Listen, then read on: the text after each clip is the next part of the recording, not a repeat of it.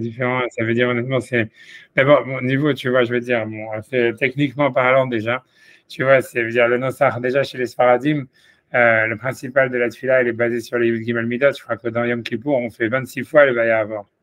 Il y a 26 Vayavor. C'est énorme, hein. Ça fait, tu vois, alors que les Ashkenazim, ils font zéro Vayavor. Ils font que des Vayavor. Ils font pas ils font pas de Vayavor pendant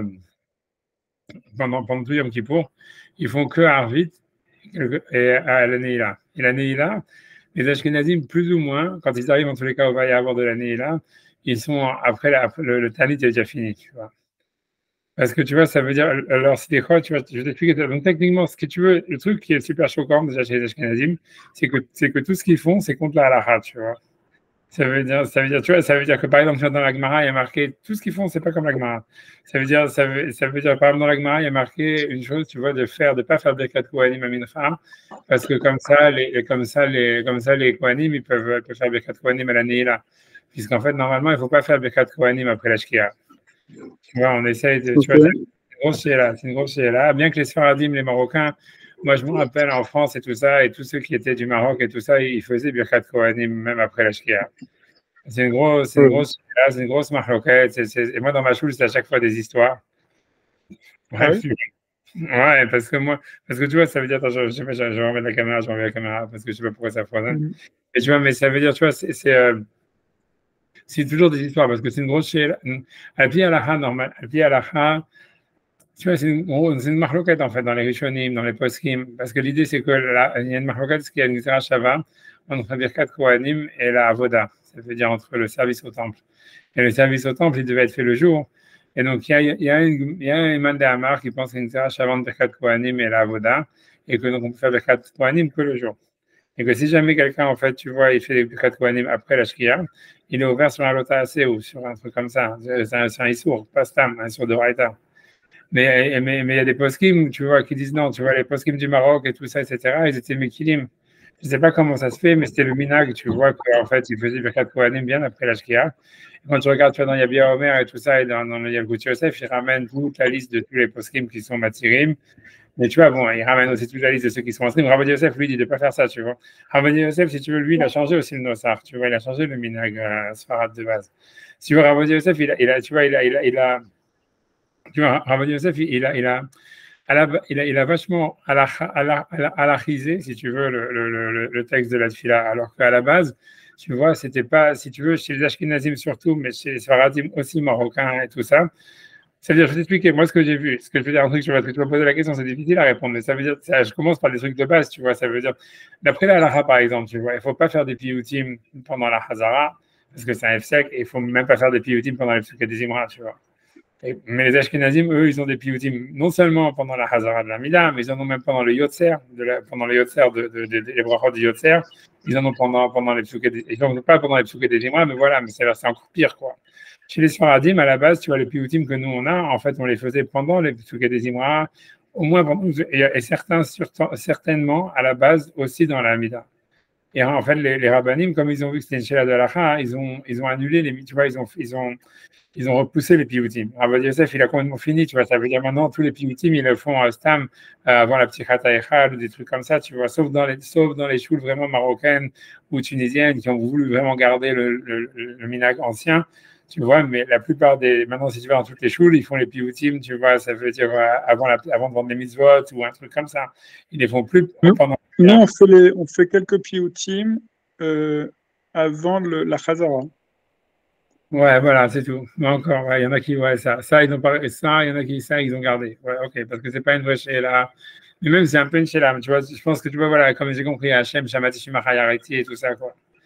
Et, tu vois, ouais, mais ça veut dire, mais avant, il y en avait plus, tu vois, et même ça, tu vois, on va dire cette fois qu'il a enlevé ça veut dire, et en fait, tu vois, ça veut dire, avant, il y en avait plus, mais petit à petit, ils les ont enlevés.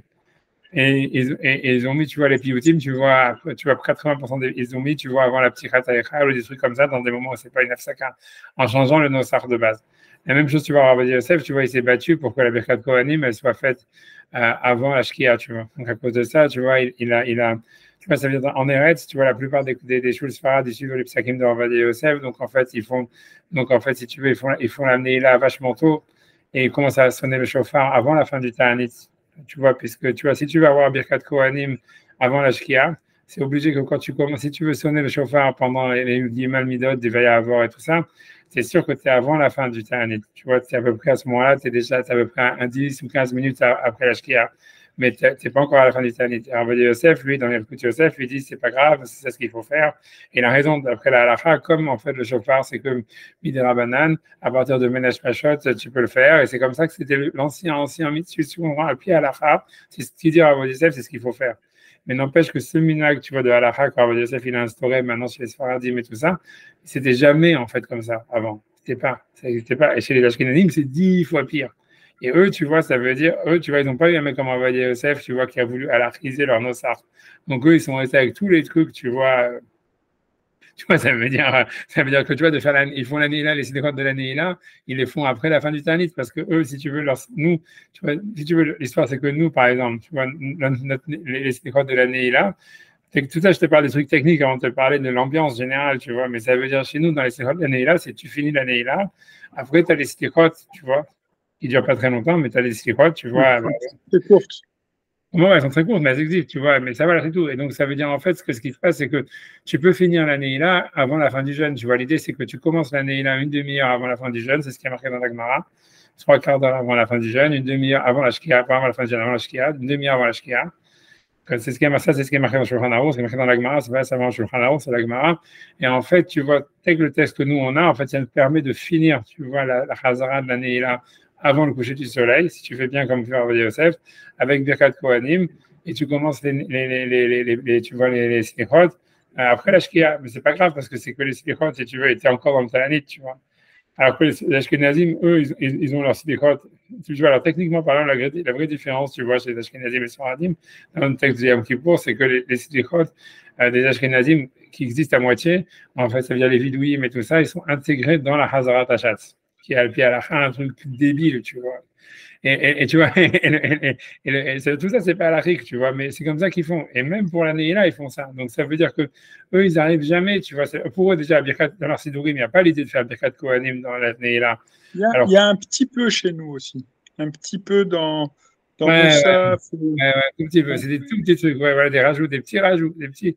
Mais c'est minime. Je veux dire, Rabbi Yosef, tu vois, dans les Sidourim, il dit Yacham Rim, il a toujours. Tu vois, il essaie de minimiser, tu vois, dans plein de choses, ils en disent de moins en moins. Mincha, ils sautent tout. Avant, il y avait plein, tu vois, dans les choules marocaines, il y avait plein de piyoutim qu'on faisait pendant la Hazara de Mincha, et blablabla, et blablabla. Et tout ça, tu vois, dans les marzorim, tu vois, ça dépend de quelle choule tu vas, mais ça veut dire dans les minag Yerushalmi, tu vois, qui font la plupart en Israël, ils ont essayé de baser, parce qu'Alpi Alacha, c'est pas génial. Donc, ils ont gardé quelques-uns, mais ils ont enlevé beaucoup, tu vois. L'idée, c'est que, tu vois, c'est que des piyoutim, ça raconte, c'est pas les vrais, c'est pas des vrais douillim, c'est pas tout le truc, tu vois. Mais ça veut dire que chez les Ashkenazim, ils n'ont pas de vrais sidéchot, en fait, pendant Yom Kippour.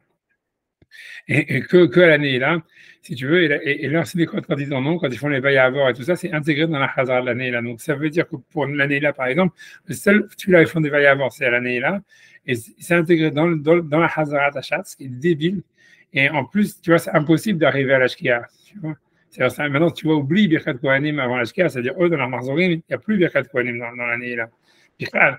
Alors que ça dit de la Gemara, tu vois.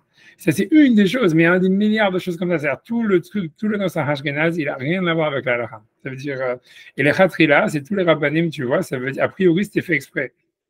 Ça veut dire, tu vois, ça veut dire que tu vois, les Ashkenazim pendant les Yamim Noraim, mais spécialement à Yom Kippour, mais même à Rosh Hashanah, ils se sont lâchés. Tout le truc, c'était de dire, tu vois, on s'en fout de la halakha. Tu vois, ça veut dire, Hachem, il nous aime, c'est Yom Kippour. Eh ben, tu vois, donc ça veut dire, je te promets que c'est vrai. Et ça veut dire que tu vois, que bien que normalement les Ashkenazim sont très stricts, tu vois, sur la halakha et tout ça, etc., à Yom Kippour, ils complètement, tu vois, ils en ont rien à foutre, tu vois, mamash, rien à foutre. Et tu vois, et ça veut dire, tu vois, mamash, kara, tu vois, ça veut dire, même, tu vois, tous les piyutim, tous les machins, ils changent le nosach hatfila, et tu vois que c'est fait les là. Ça veut dire que ça a été fait comme ça par les rabbanim ashkenaz, tu vois, de dire, on fait un truc, tu vois, Yom Kippour, qui ne tient pas compte de la halakha. Et aussi, tu vois, ils font, tu vois, mais c'est pour ça, c'est très, déjà, tu vois, ce qui est choquant, c'est que tu vois, ils font qu'un veille à avoir pendant Yom Kippour. Ça veut dire pour eux, et tu vois, moi, je sais pas c'est quoi, tout ça, c'est Alpi Kabbalah, tu vois, aussi, parce que tu vois, le Harizal, par exemple, toute l'année, il faisait la Tfila Sfarad, et que à Rosh Hashanah Yom Kippour, il faisait Ashkenaz. Et tu vois, et c'est parce que tu vois, lui était super au reste de ça. Ça veut dire aussi bizarre que ça puisse paraître. Tout le Nosar Sfarad des Yamim Noraim, c'est pas un Nosar Harizal. Parce que l'Arizal n'était pas au reste de faire tout seul. Et le Nosar Sfarad, c'est sûr qu'il est beaucoup plus ancien. Ça veut dire que tu vois qu'il est plus fidèle à ce qu'il Et les slichot, il les faisait Sfarad ou Ashkenaz? Ah là, je ne vais pas te dire, je vais pas te dire, je sais pas. Mais dans les slichot, il y a moins de différence, tu vois. Ça veut dire, si tu veux, la structure des slichot, elle est la même. Tu vois. C'est-à-dire que les slichot, c'est vrai que le texte, tu vas dire, ouais, c'est très différent comment c'est lu et tout ça, parce qu'ils ne chantent pas comme nous, mais quand tu vas regarder, tu vois, par exemple, tout Anenu, Elad Avraham, Anenu, Paradisrak, c'est dans les slichot Ashkenaz. Tu vois, je sais pas quoi, tu vois, Daniel Anier, Mahé ou Massé, tout ce que tu veux. Il y a pas Karan Kameda, il n'y a pas Bedil va y avoir, mais si tu veux, la structure des slichot, parce que tu me parles d'autres choses, mais tu vois, la structure des slichot Ashkenaz et Sfarad, elle est similaire, sauf que c'est la manière dont ils les disent qui est très différente. Tu vois, c'est-à-dire que tu vois que les Sfaradim, ils font ça en chantant et tout ça, etc. Si tu veux, la structure des slichot, elle est simple, tu vois, c'est comme je dis, c'est Ashre, je vais Kratsi Kadish, des textes où on dit va y avoir. Et après ça, tu vois un Nefilat Apaim, un vidou et un Nefilat Apaim, Kadishtit Kaval. Et ça, tu as chez les Ashkenazim, chez les Sfaradim. Il y a beaucoup de textes communs, beaucoup plus qu'on croit. Ce qui est différent, c'est les textes qu'on fait avant les Vaya Avor, que les Ashkenazim Sfaradim, ils en ont 3 ou 4, qui n'avaient pas tous toujours les jours la même chose. Tu vois, c'est Tamanu Merot, Hachemuna Avadou, je sais pas quoi. Les Ashkenazim, eux, ils changent tous les jours. Donc, comme ils ont, tu vois, eux, ils ont à peu près 15 jours de slichot. Donc, ça leur fait une grande pléthore de textes, tu vois, parce que ça fait, ils font, je pense qu'ils font 4 va y avoir par slichot. Nous, on n'en fait que 3. Je sais plus si c'est le même, si c'est 4 chez nous aussi, j'ai oublié. Je crois que nous aussi, on fait 4. Aussi, ils font 4.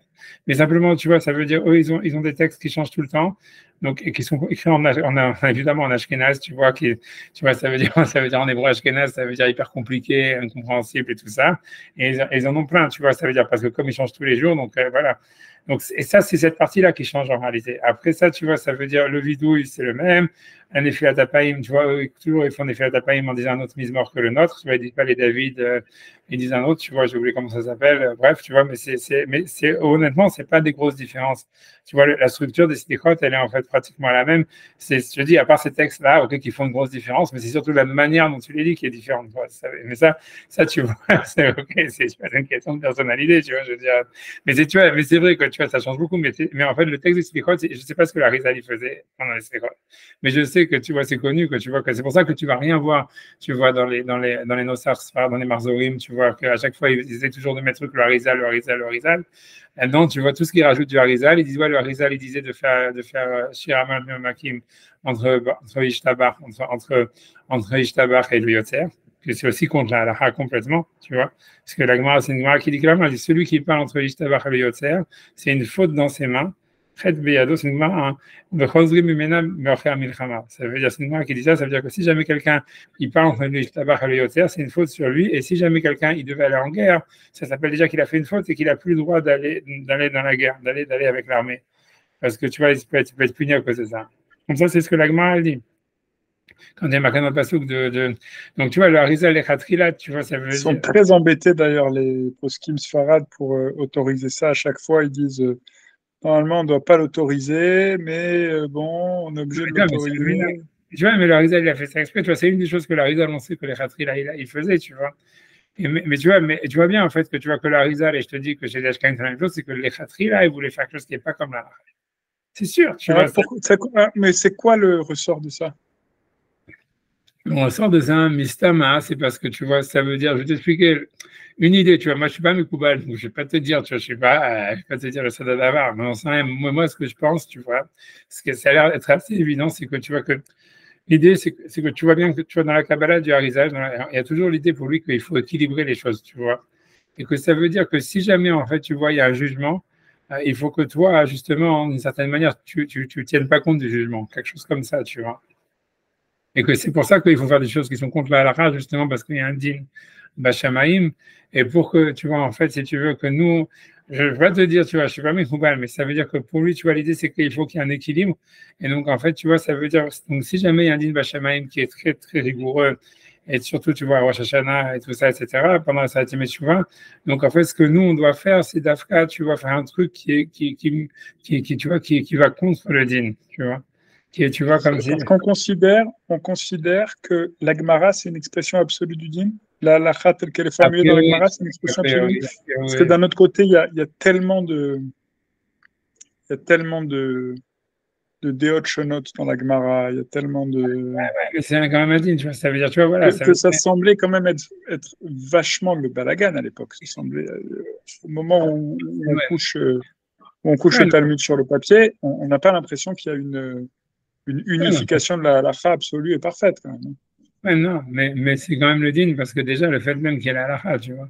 C'est-à-dire que normalement, tu vois, c'est-à-dire, tu vois bien que la halakha, elle ramène des Avant, mitzvot. avant la clôture du Talmud, Ouais, le principe de halakha, il existait ou pas? ouais, bien sûr, mais tu vois, mais bien sûr, tu vois, mais ça veut dire qu'il n'était pas unifié, c'est-à-dire comme si, ça veut dire que, tu vois, chaque ville, elle faisait ce que son rabbi disait, jusqu'à ce que, tu vois, ça veut dire. Donc, il n'y avait pas de principe de halakha. Mais c'est pas vrai, c'est parce que c'est ça la halakha. Ça veut dire que la halakha, elle peut être, je sais pas, comme la Gemara ramène l'histoire de, dans la ville de Rabbi Eliezer, où il faisait la Brit Mila le Shabbat. Ça veut dire, même si jamais il faisait les marchés Mila, ça veut dire que non seulement il faisait la Brit Mila, mais ils amenaient aussi les couteaux par le Reshut Arabim, il faisait, tu vois, il préparait tout. Parce que lui, il avait des drachot, comme quoi tout ce qui est le Tzouach Mitzvah, c'est le Shabbat. Et la Gemara, elle dit, voilà, quelqu'un qui venait habiter dans la ville de Rabbi Eliezer, il fallait qu'il fasse comme Rabbi Eliezer, parce que la halakha est comme Rabbi Eliezer. Après, à l'extérieur de cette ville-là, la halakha n'est pas comme lui, mais ça veut dire que tu vois, c'est la halakha, parce que ça veut dire, il y a quand même une décision, tu vas te dire que la halakha, tu vois, on suit il y a la halakha du Makom, il y a la halakha du Sorab, etc. Ça ne veut pas dire qu'il n'y a pas d'halakha, il n'y a pas d'halakha unifiée, mais ça veut dire qu'il y a une halakha, parce que celui qui est dans la ville de Rabbi Eliezer, il ne veut pas faire le contraire de Rabbi Eliezer, tu vois ce que je veux dire. Tu vois, celui qui était dans la yeshiva de Et Beth parce que c'était lié à la personnalité de Rabbi Eliezer, ou est-ce qu'il y non, avait une règle qui non, disait c'est un exemple Dina que de Iria Dina? ouais, ça veut dire que le Bedin, chaque Bedin, chaque ville avait son Bedin, et tu comprends, et en fait, tu vois, ça veut dire chacun il pouvait faire, tu vois, tant que ça n'avait pas été, tant que le Sanhedrin, il y avait un Bedin à Gadol, tu vois, la halakha, elle était même beaucoup plus forte, si tu veux, avant le Bedin, mais il y avait un Sanhedrin. Le Sanhedrin, tu vois, ça veut dire, on va dire toute la période du deuxième temple. Le Sanhedrin, il tranchait la halakha, tu vois, que si jamais, en fait, c'était nécessaire. C'est-à-dire que, pour expliquer comment ce que ça veut dire que c'est nécessaire ou pas nécessaire. Si par exemple, tu vois, il y a une marloquette entre Beth et Shammai, c'est est-ce que, par exemple, cette fille-là, elle est juive ou elle n'est pas juive, ou tu vois, elle est cachère, tu vois, je sais pas, Sarah Terva, je peux parler de tous ces cas, mais il y a des choses où tu vois, en fait, tu peux pas, tu peux pas garder, comme ils veulent faire maintenant en Israël, de dire il y a deux listings, il y a qui est juif cachère par rapport au Haredim, et il y a qui est juif cachère par rapport à la Rabbanout. Tu peux pas faire ça. Ça veut dire ça, c'est le truc qu'on voulait éviter au maximum, tu vois, qu'il y ait des juifs qui soient juifs pour certains et pas juifs pour d'autres. Et alors, là-dedans, le Sanhedrin, tu vas y trancher. Il va te dire, oui, ça c'est rare, on est pour ça que Betsara Tervak et les Moutaret, ou ces trucs bidules. Et si jamais, si quelqu'un dit le contraire de ça, c'était, tu vois, la catastrophe. Ça veut dire, les rabbinim, ils allaient jusqu'à chez lui, le mettre en kherem et tout ça, etc. Et ça, tu vois, c'est l'époque de la Mishnah, parce que c'était des shélotes, tu vois, qui étaient nos gars, tout le clan d'Israël, et tu pouvais pas faire pour celui-là comme ça, celui-là C'est comme le ça. sourd de la flaga, quoi. On n'a pas le droit Voilà, de. c'est ça, tu vois, ça veut dire, on voulait garder, c'était ça le din, tu vois, c'est même pas ça, Midane Issour, c'est parce que c'est ça le clan d'Israël. Donc le Sanhedrin, il était hyper tranché, hyper important sur toutes les shélotes que, voilà, qui étaient nos gars à tout le monde. Maintenant, si jamais tu vas, par contre, tout le reste, tout ce qui n'était pas noga à tout le monde, par exemple, voilà, faire la Brit Mila Shabbat, ou j'en sais rien, il peut y avoir 10 milliards de tchélotes, tu vois, ça veut dire, j'en sais rien, est-ce que ça c'est cachère ou c'est pas cachère, tu vois, est-ce que cet animal est cachère ou pas cachère, est-ce que j'en sais rien, tout ça, il disait, tu vois, ça veut dire le Rav de la ville, tu vois, il décide. Il Et autorisait à ce qu'il y ait, différentes positions en fonction de la localité. voilà, exactement. Et ça, et c'était comme ça. Donc, c'était une halakha. C'est pour ça que dans la Mishnah, tu vois tous ces avis. Déjà, dans la Mishnah, tu vois Rabbi Meir Omer, Rabbi Shimon Omer, Rabbi Yehuda Omer. Pourquoi ça veut pas dire quoi simplement il disait, ça veut dire que c'était comme ça. Rabbi Meir dans sa ville, il disait comme ça, et donc c'était celui-là, il faisait comme Rabbi Meir. Rabbi Shimon, jusqu'à ce que Rabbi Yehuda Nassi, je dis, il a tranché la halakha déjà en faisant Stam Mishnah, etc., en faisant Darat Rabim, mais ça, c'était dû au fait que, comme je dis, parce que comme le Beth Amikdash s'était détruit, donc maintenant, il fallait, pour unifier le peuple, il fallait aussi que, tu vois, ça devenait dangereux, même des dissensions qui à l'époque étaient, tu vois, ça veut dire, qui étaient normales ou qui étaient Folklorique. acceptées parce que tout le monde allait au Beth Amikdash. pour les fêtes de pèlerinage, etc. Et l'unité du peuple, du judaïsme, elle était en fait basée sur les fêtes de pèlerinage et sur, tu vois, le Beth Amikdash et la centralité du Beth Amikdash. Donc, c'était pas grave si c'est plein de choses, ils avaient des minhagim différents. Si celui-là, il mettait des tefilines comme ça et l'autre, il mettait des autres tefilines. En fait, ça dérangeait personne. Tu comprends ce que je veux dire? Ça veut dire. C'est pour ça que tu vois, quand tu nous demandes comment ça fait qu'il y avait une de Rabbeinu Tam, en fait, on voit qu'à l'époque en fait, il devait y avoir à l'époque de la Gemara, il devait y avoir au moins, tu vois, sûrement plus que 2 ou 3 stores de tefilines, tu comprends? Tu vois, ça veut dire, avec chacun, ils avaient 4 parachiotes, chacun, ils avaient trucs, etc. Même, évidemment, les 4, chacun avait les mêmes parachiotes, mais c'est sûr que l'ordre, il était différent. C'était sûr que plein d'autres choses, tu vois. La couleur était différente, tu vois, c'est sûr, mais ça posait problème à personne. Parce que, tu vois, il y avait le Beth Amikdash. Tant qu'il y avait le Beth Amikdash, tu vois, le judaïsme, tu étais juif parce qu'en fait, voilà, tu avais la Brit Mila, on va dire, c'est rien sûrement, mais surtout, tu vois, tu allais au Beth Amikdash 3 fois par an et tout le monde se rendait. Et voilà, et quand tu amenais des corbanotes, tu amenais là-bas. Donc voilà, c'était ça ce qui faisait que tu étais juif, si tu veux. Après, et une fois que le Beth Amikdash il a été détruit, tu vois, ça veut dire Rabbi Yehuda Hanassi, il ne pouvait plus accepter, tu vois, on ne pouvait plus accepter que chacun ait fait sa loi, tu vois. Non, je l'écoute. Ah non, on ne peut plus accepter que chacun faisait sa loi parce que sinon ça devenait, tu vois, déjà il y avait plein de, tu vois, comment dire, de sectes qui étaient déjà à cette époque-là ou qui commençaient à exister. Chacun, tu vois, si jamais quelqu'un il commençait à faire sa Torah, tu vois, en disant, voilà, moi mes tefilines ils sont comme ça, l'autre il dit non, tu vois, moi je fais ça Shabbat, moi je fais pas ça Shabbat, c'était, tu vois, c'était plus possible. Donc en fait, Rabbi Yehuda Hanassi, quand il a écrit les Mishnayot, il a aussi, tu vois, donc il a mentionné certains avis, les avis qu'il a mentionnés, qui étaient en général minoritaires, ce qui veut dire c'est que Bedi Avad, si on veut, on peut être sommaire. Ça veut dire que tu dois pas.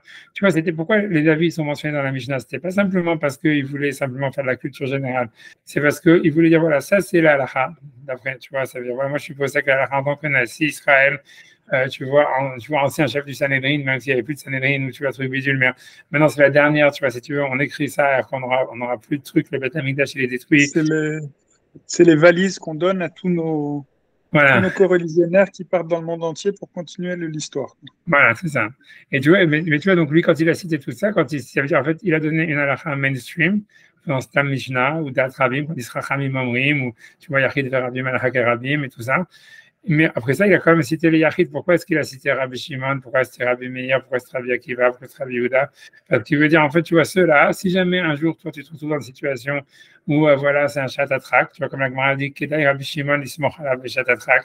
Ça veut dire que même Rabbi Yehuda Hanassi, quand il a été Sotem la Mishnah, il voulait dire que tu pouvais te baser sur des avis minoritaires, tu vois, exceptionnellement, ou quand c'est des situations difficiles, en disant, tu vois, ou même si tu vois des gens qui font comme Rabbi Shimon ou qui font comme Rabbi Meir, elle ne dit pas, ah, ils sont dans une secte et tout ça, etc. C'est un peu comme s'il disait, Shem al-Milis mort, tu vois, ça veut dire, voilà, t'es obligé, tu vois, c'est tout. Mais c'est ça ce qu'il a voulu. Donc, c'est déjà la première raison, tu vois, la première fermeture de la halakha, elle a lieu à l'époque de la Mishnah avec Rabbi Yehuda Hanassi. Ensuite, après ça, c'est sûr que tu vois que malgré tout, comme tu vois, Rabbi Yehuda Hanassi, il avait laissé, tu vois bien dans les Mishnayot, il y a beaucoup de choses ouvertes. Tu vois, puisque tu vois, il y a plein de cas qu'il n'a pas tranché. En plus de ça, il y a plein de, comme je dis, même dans les avis, tu vois, c'est pas très clair comme qui est-ce qu'il veut décider. Parce que des fois, il a laissé la chose ouverte, tu vois, en disant oui, non, tu vois, donc il a amené les avis, il n'a pas tranché. Donc déjà ça, après ça, tu vois, dans la Gemara, donc ça rajoutait encore des autres choses. En plus, il faut comprendre une autre chose, tu vois, dans la halakha, c'est que, tu vois, ce qui explique un peu, tu vois, le Nosach Ashkenaz, par exemple, c'est un exemple comme le Nosach Ashkenaz, quand tu m'as posé la question, ça veut dire qu'il ne suit pas la halakha, c'est que, par exemple, nous, il y a plein de choses qu'on fait qui ne sont pas comme la Gemara, ni comme la Mishnah, ni que, tu vois, et que tu vois, ça veut dire, je ne sais pas comment donner comme exemple, tu vois, mais il y a, par exemple, plein de choses sur l'aftarot, mais il y a plein d'autres choses plus noga que ça, tu vois, mais ça veut dire, il y a plein de choses que nous on fait qui sont en fait comme des, comment te dire, masechet sofrim ou des trucs comme ça, tu vois, ces petites masertot, tu vois, qui sont des toseftot qui sont à la fin du chasse, et que Rabbi Yehuda Hanassi, il avait rejeté, tu vois. Et nous, malgré tout, tu vois, le minhag Israël, sur plein de points, il est comme ça contre les Mishnayot. Il y a plein de cas, surtout dans le Nosach Tefila, mais il n'y a pas que ça. Honnêtement, il y a plein de cas. Simplement, je n'ai pas dans la tête, tu vois, un truc qui me vient comme ça. Mais la raison, elle est que quoi? C'est parce que tu vois, en fait, et ça, c'est retrouvé encore dans la suite de l'histoire beaucoup, c'est que tu vois, c'est que, si tu veux, parce que Rabbi Meir et tout ça, Rabbi Yehuda, Rabbi Yehuda Hanassi, Rabbi Meir et tout ça, quand il a dit Stam Mishnah, Rabbi Meir et tous ces trucs-là, en fait, si tu veux, il avait pas, Rabbi Yehuda Hanassi, il n'avait pas vraiment de contact avec la majorité du peuple. lui, tu vois, si tu veux, il était dans la yeshiva et c'était, tu vois, avec une élite, tu vois. Et lui, même s'il ramène tous les avis, lui croyait, tu vois, qu'il avait la majorité et tout ça. Mais en fait, c'était pas la majorité de ce que les gens ils faisaient, tu vois, dans les endroits reculés en Israël et tout ça, etc. Et, et- C'est et- et- c'est l'histoire, par exemple, du Kaddish? voilà, peut-être, tu vois, exactement, plein de, tu vois, dans nos là, tu vois, je veux dire, voilà, je sais pas ce que tu as dans le Kaddish, mais ça veut dire, tu vois, Parce que le Kaddish, ils ont dû se battre pour le faire rentrer dans le Nusach HaTfilah, non? Ils n'ont pas c'est contre possible, le. c'est possible, c'est possible. Tu vois, c'est le Nosarath qui est dans la C'est Mishnah, pas il est connu, comme, c'est pas une histoire qui est très connue, cette histoire? Je croyais que je c'était sais une pas. histoire qui était très connue. On ne sait pas d'où ça sort, comme tu as raison, ça vient. On ne sait pas pourquoi on fait Kaddish avant et Shtabar, plein de choses, tu vois, comme tu dis, mais tout ça, ça vient de Maseret Sofrim, ça veut dire. Mais dans Kriyat Torah, il y a plein de choses, Bichlal, il y a plein de choses qui sont dans. Je n'ai pas dans la tête, tu vois, parce que dans ma tête, je viens de voir un exemple il n'y a pas longtemps, je n'arrive pas à me rappeler de cet exemple. Mais ça veut dire, j'arrive pas à me rappeler. Mais tu vois, mais ça veut dire, en fait, grosso modo, d'une manière générale, il y a plein de choses, tu vois, quand même, qu'il y a dans les Mishnayot, etc., mais ce n'était pas le Minhag Israël. Et tu vois, et donc en fait, même après, donc après ça, la Gemara, eux, tu vois, ils ont hérité de ça.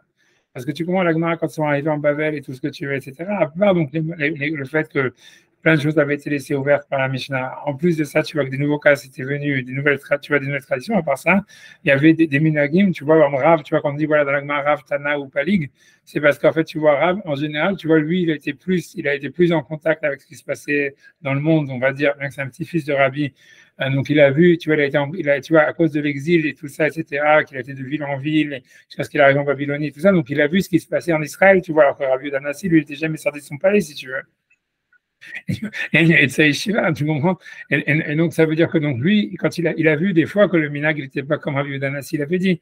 Donc, c'est pour ça, tu vois, que lui, après, dans la Gemara, il a mentionné ça, tu vois. Après ça, il y avait et comme on parle que des choses qui sont des minhagim qui étaient comme ça, si tu veux, alors, est-ce que c'est contre la halakha, pas comme la halakha? Tu vois, tout ça, c'est compliqué, tu vois, ça veut dire.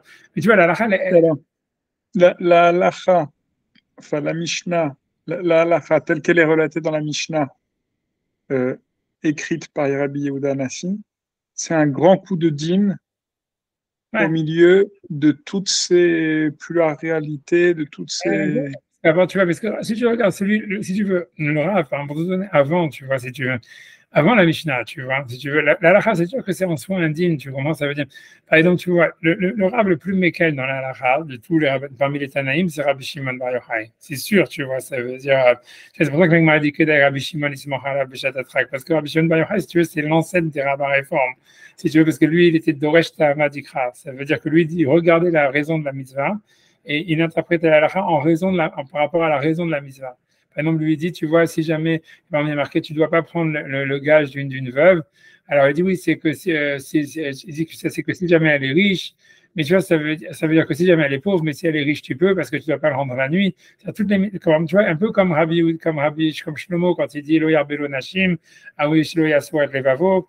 Alors, et tu vois, et Rabbi Shimon, il dit justement, il y a trois mitzvot où la Torah a donné la raison, et c'est les trois justement parce qu'il ne faut pas suivre la raison, parce que celui qui les a suivis, il s'est trompé, mais c'est une preuve que dans tout le reste des mitzvot où il n'y a pas de raison, il faut trouver la raison, et toi tu suis par rapport à la raison. Alors tu vois, Rabbi Shimon, il pensait que tu vois, il est marqué dans les tefilines, les mains de Torah Tachem Eficha, donc il disait, ouais, si quelqu'un il étudie la Torah, il n'a pas besoin de mettre les tefilines. Des trucs comme ça, et Rabbi Shimon, plein comme ça dans la Mishnah. Quand tu vas regarder la Lacha, tu vois que Rabbi Shimon est très méquel dans tout. De manière très générale, il est très, très méquel. Et tu vois, à l'époque, à l'époque de Rabbi Danassi, tu vois, même à l'époque, il y avait beaucoup qui faisaient comme lui. Et tu vois, et ça veut dire même et même la Gemara dit que Rabbi Shimon. Mais c'est pour te dire que tu vois que la halakha, ça a été indigne. Parce que tu vois, avant ça, ok, il y avait une Torah chez BLP, tu vois, ça veut dire en fait la Shrita et tout ça, mais si tu veux, tu vois, c'est comme, tu vois bien, tu peux même voir un petit peu dans ta mémoire, je sais pas si tu connais, mais si tu as connu, tu vois, les vieilles choules marocaines, même les vieilles choules ashkénazes ou les vieilles choules, tout ça, ça veut dire, tu vois, c'était pas aussi strict au niveau de la halakha que c'est devenu, par exemple, après Rabbi Yosef, après Torah Box, après tout ça, tu vois. Ça veut dire que, tu vois, les gens, ils faisaient, ouais, tu vois, les gens, ils faisaient, tu vois, même qu'ils n'étaient pas traditionnalistes, tu vois, mais c'est même les rabbinim orthodoxes, tu vois, ils allaient à peu près, tu vois, ça veut dire, tu vois, je veux dire, tu vois, par exemple, pour savoir la fin du Salzman Kriyat Shema et tout ça, avant, qui c'est qui avait des montres pour savoir à quelle heure c'était le Salzman Kriyat Shema? En fait, à peu près, on disait, ouais, c'était comme ça. Toutes les marloquettes maintenant, le premier Zman, troisième Zman, quatrième Zman, 10 minutes plus tôt. Tu vois, c'est venu déjà parce qu'il y avait des montres et parce qu'il y a tout ça. Mais tu vois, ce que je veux dire, c'est que plus ça va, plus la halakha se rigidifie. Mais ça veut dire qu'avant, ça veut pas dire que les générations d'avant, ils faisaient pas Makpid sur Salzman Kriyat Shema. Mais le truc, c'est qu'avant, tu vois, c'était à vue d'œil. tu vois, ouais, on est encore dans le premier tiers, ça a l'air comme ça, tu regardes le soleil, ouais, c'est bon, tu vois. Et tu vois, même chose, tu vois, pour quand Shabbat ça commence, quand ça se termine, tu vois, ils n'avaient pas de montre, tu vois, la plupart des gens, tu vois, c'est tardif, ça fait pas longtemps qu'on a des montres. Tu vois, avant d'avoir des calculs et tous ces machins-là.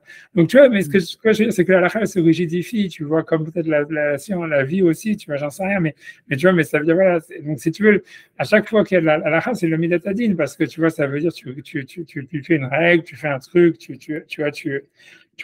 cadres la chose, tu vois, tu vois, en la définissant. Donc, tu vois, tu vois mais je pense que tu vois que la Rizal, tu vois, quand il dit, voilà, justement, de faire Ishtabar, de faire chez un malheur, entre Ishtabar et Yosser, de tout ça, et que tout ce que les Ashkenazim ils font, tous les piyutim et tout ça, c'était une vision d'Afka, parce que cette histoire de parler entre Ishtabar et Yosser, c'est marqué mes fois dans la Gemara, tu vois que c'est un chet, et que c'est comme ça, il y a marqué un langage grave, il y a marqué, tu vois, chet ou beyado, b'chasri b'meno morka milchama, comme je dis, parce qu'elle a marqué, là-bas, la Gemara dit, Meisha yarev rachalevav. Et là-bas, Rabbi Akiva dit, c'est Ayarev Me'averot Shebeyado. Et la Gemara dit sur ça, Sach ben Ishtabach Yotzer, Chet Beyado, Vechozrim Meno Mocha Milchama. Et tu vois, et je pense, tu vois, que ça veut dire, tu vois, que ça veut dire, voilà, tu vois, donc ça veut dire, à mon avis, tu vois, le Hazal voulait dire, il a fait exprès, tu vois, ça veut dire, quelle que soit la raison, tu vois, je pense que tu vois, l'idée, c'est que tu vois, whatever, tu vois, moi, je sais pas mes coupables, mais je pense que l'idée derrière, c'est parce que lui, il pense qu'il fallait faire comme une sorte de, il fallait faire justement comme une sorte tu vois, d'équilibre, tu vois, c'est que s'il y a un digne, il faut faire quelque chose qui est contre le digne, un truc comme ça, tu vois. Et que, moi, je suis casé, tu vois, enfin, voilà, mais c'est sûr, mais en tout cas, mais ça, c'est déjà pour te dire une chose, tu vois, que le Nusach Ashkenaz, il ne suit pas du tout la halakha, tu vois, il ne suit pas du tout la halakha, et ça a été déjà changé par les Mekoubalim Ashkenaz qui étaient bien avant la Rizal, tu vois, c'est-à-dire, tous ces textes-là de la Tfila Ashkenaz, c'est des textes qui sont assez anciens, qui datent, tu vois, si tu veux, du 13e ou 14e siècle, qui sont écrits par, tu vois, par les Mekoubalim allemands, tu vois, Renan, qui était après la période de Rachid, tu vois, qui était considéré, tu vois, comme, tu vois, des super grands Mekoubalim, tu vois, qui étaient, voilà, quoi. Et Rabbeinu Gerson. voilà, tout ça, ouais, même après, tu vois, ça veut dire, si tu essaies, tu vois, comme ils ont rappelé ça à Calir et tout ça, c'est quand le chasse, il a été brûlé en France, et que donc les Juifs, ils ont été, je sais plus, ils ont été expulsés de France, en tout cas, c'est sous Louis IX, tu vois, donc les Chivotes, elles sont immigrées en Allemagne. Et en fait, tu vois, les Sfaradim, les Ashkenazim, les Juifs, même Ashkenaz français, tu vois, quand tu regardes Rachid, Rabbeinu Tam, Rabbeinu Yitzhak, tout cela, c'est qu'on écrit les Tosfot, Rachid, Tosfot, eux, tu vois, ils n'étaient pas du tout dans la Kabbalah. Ils n'étaient pas du tout dans la mystique. Quand tu regardes, tu vois, ils n'étaient pas, même si Rabbeinu Tam, tu vois, il y a des écrits et tout ça, machin, blablabla, mais tu vois, ça veut dire, Ils n'étaient pas dans la Kabbalah avec les sphirotes et compagnie. il n'y a Mais en rien. réalité, tout n'était que Kabbalah. Peut-être, c'était peut-être, mais c'était une autre, peut-être, tu vois, mais en tout cas, c'est pas la Kabbalah classique, en tous les cas, pas le Zohar, tu vois, pas le machin, tu vois, ça veut dire pas tout ça, tu vois, ni tous ces trucs-là. Et en tous les cas, et même leurs écrits, tu vois, c'est très, tu vois, si tu veux, quand eux, ils regardent, tu vois, la halakha, tu vois, pour reprendre la halakha, tu vois, il se passe tout que sur le Talmud, et la manière dont ils envisagent le Talmud, c'est que par rapport aux preuves, tu vois, tu vois, vraiment, c'est que de la logique.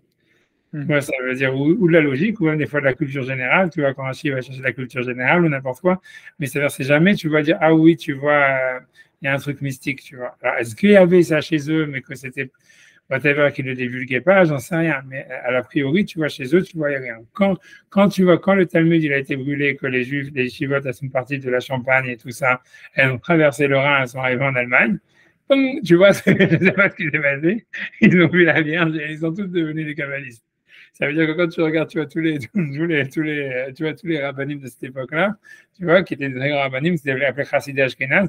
Même, tu vois, c'est surtout la différence. La Kabbalah, ça a commencé surtout chez les Ashkenazim avec une grande piété. C'est-à-dire que, tu vois, c'est-à-dire qu'ils faisaient des ta'aniyot, mais des trucs de malade, tu vois. Ça veut dire quand tu regardes les choses qu'ils faisaient, tu vois, beaucoup de ta'aniyot, de sigoufim, de je sais pas quoi, de machin, tu vois, tu vois, voilà, c'était des piétistes, tu vois, mamache. Chose que tu vois pas du tout chez Rabbeinu Tam, ou chez Rabbeinu Yitzhak, ou chez Rashbam, ou chez Rachid, tout cela, tu vois, que tu vois, eux, ils étaient, je veux dire, c'était des épicuriens, mais c'était des mecs qui étaient hyper normaux et hyper, si tu veux, intégrés dans la vie normale. Mamache, tu vois, normal. Tu vois, Rachid, tu as l'impression quand tu vois que c'est un mec, tu vois, il a beaucoup de contact avec les goïms, même au niveau, tu vois, dans l'explication de la Torah, tu vois, ça veut dire c'est un type complètement, vraiment les pieds sur terre, quoi, hyper pragmatique, tout ce que tu veux, tu vois, quand il explique une Gemara, il va toujours essayer de dire comment techniquement ça peut se passer, tu vois, jamais en train de penser à même à rentrer dans la théorie ou de la pensée ni rien, tu vois.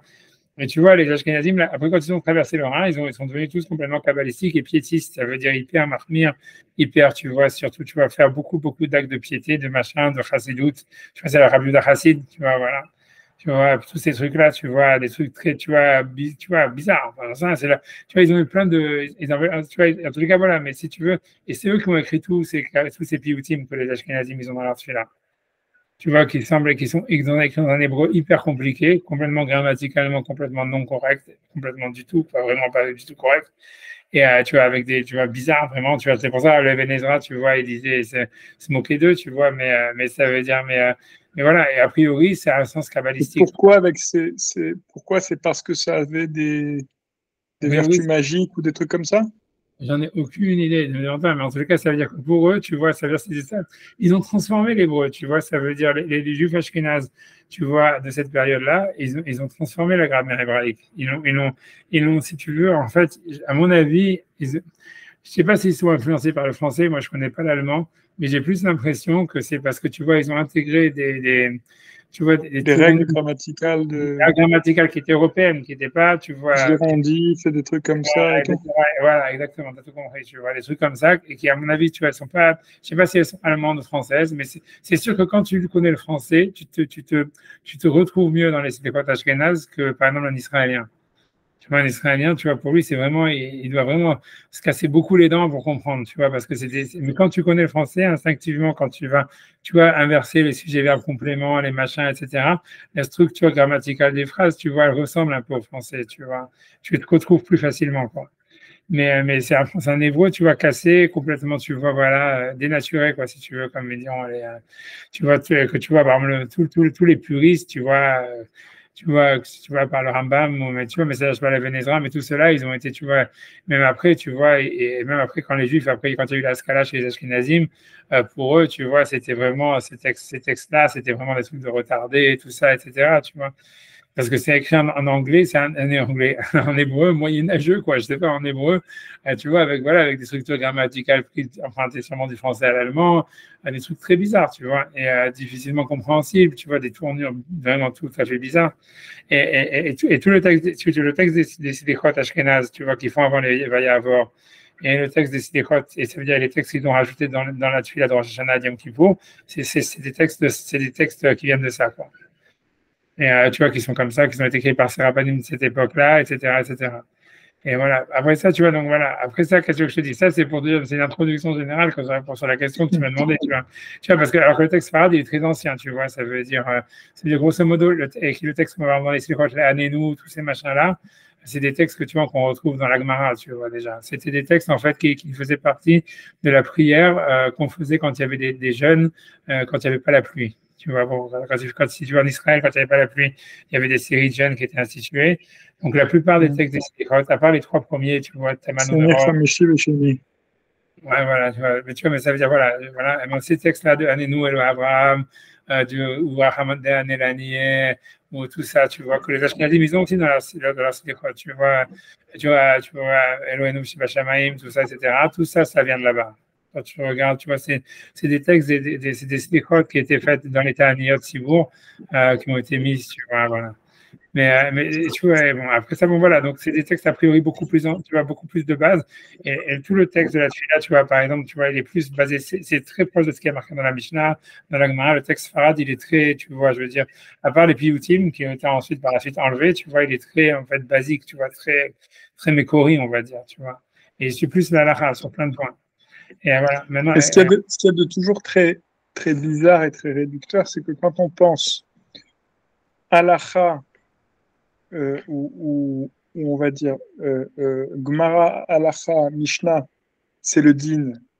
Et par conséquent, quand ils nous ont dit il faut rien insérer entre Ishtabach et Yotzer, ben, en réalité, ils sont plutôt casse-bonbons, ils nous empêchent de kiffer, de mettre des trucs plus sympathiques et tout.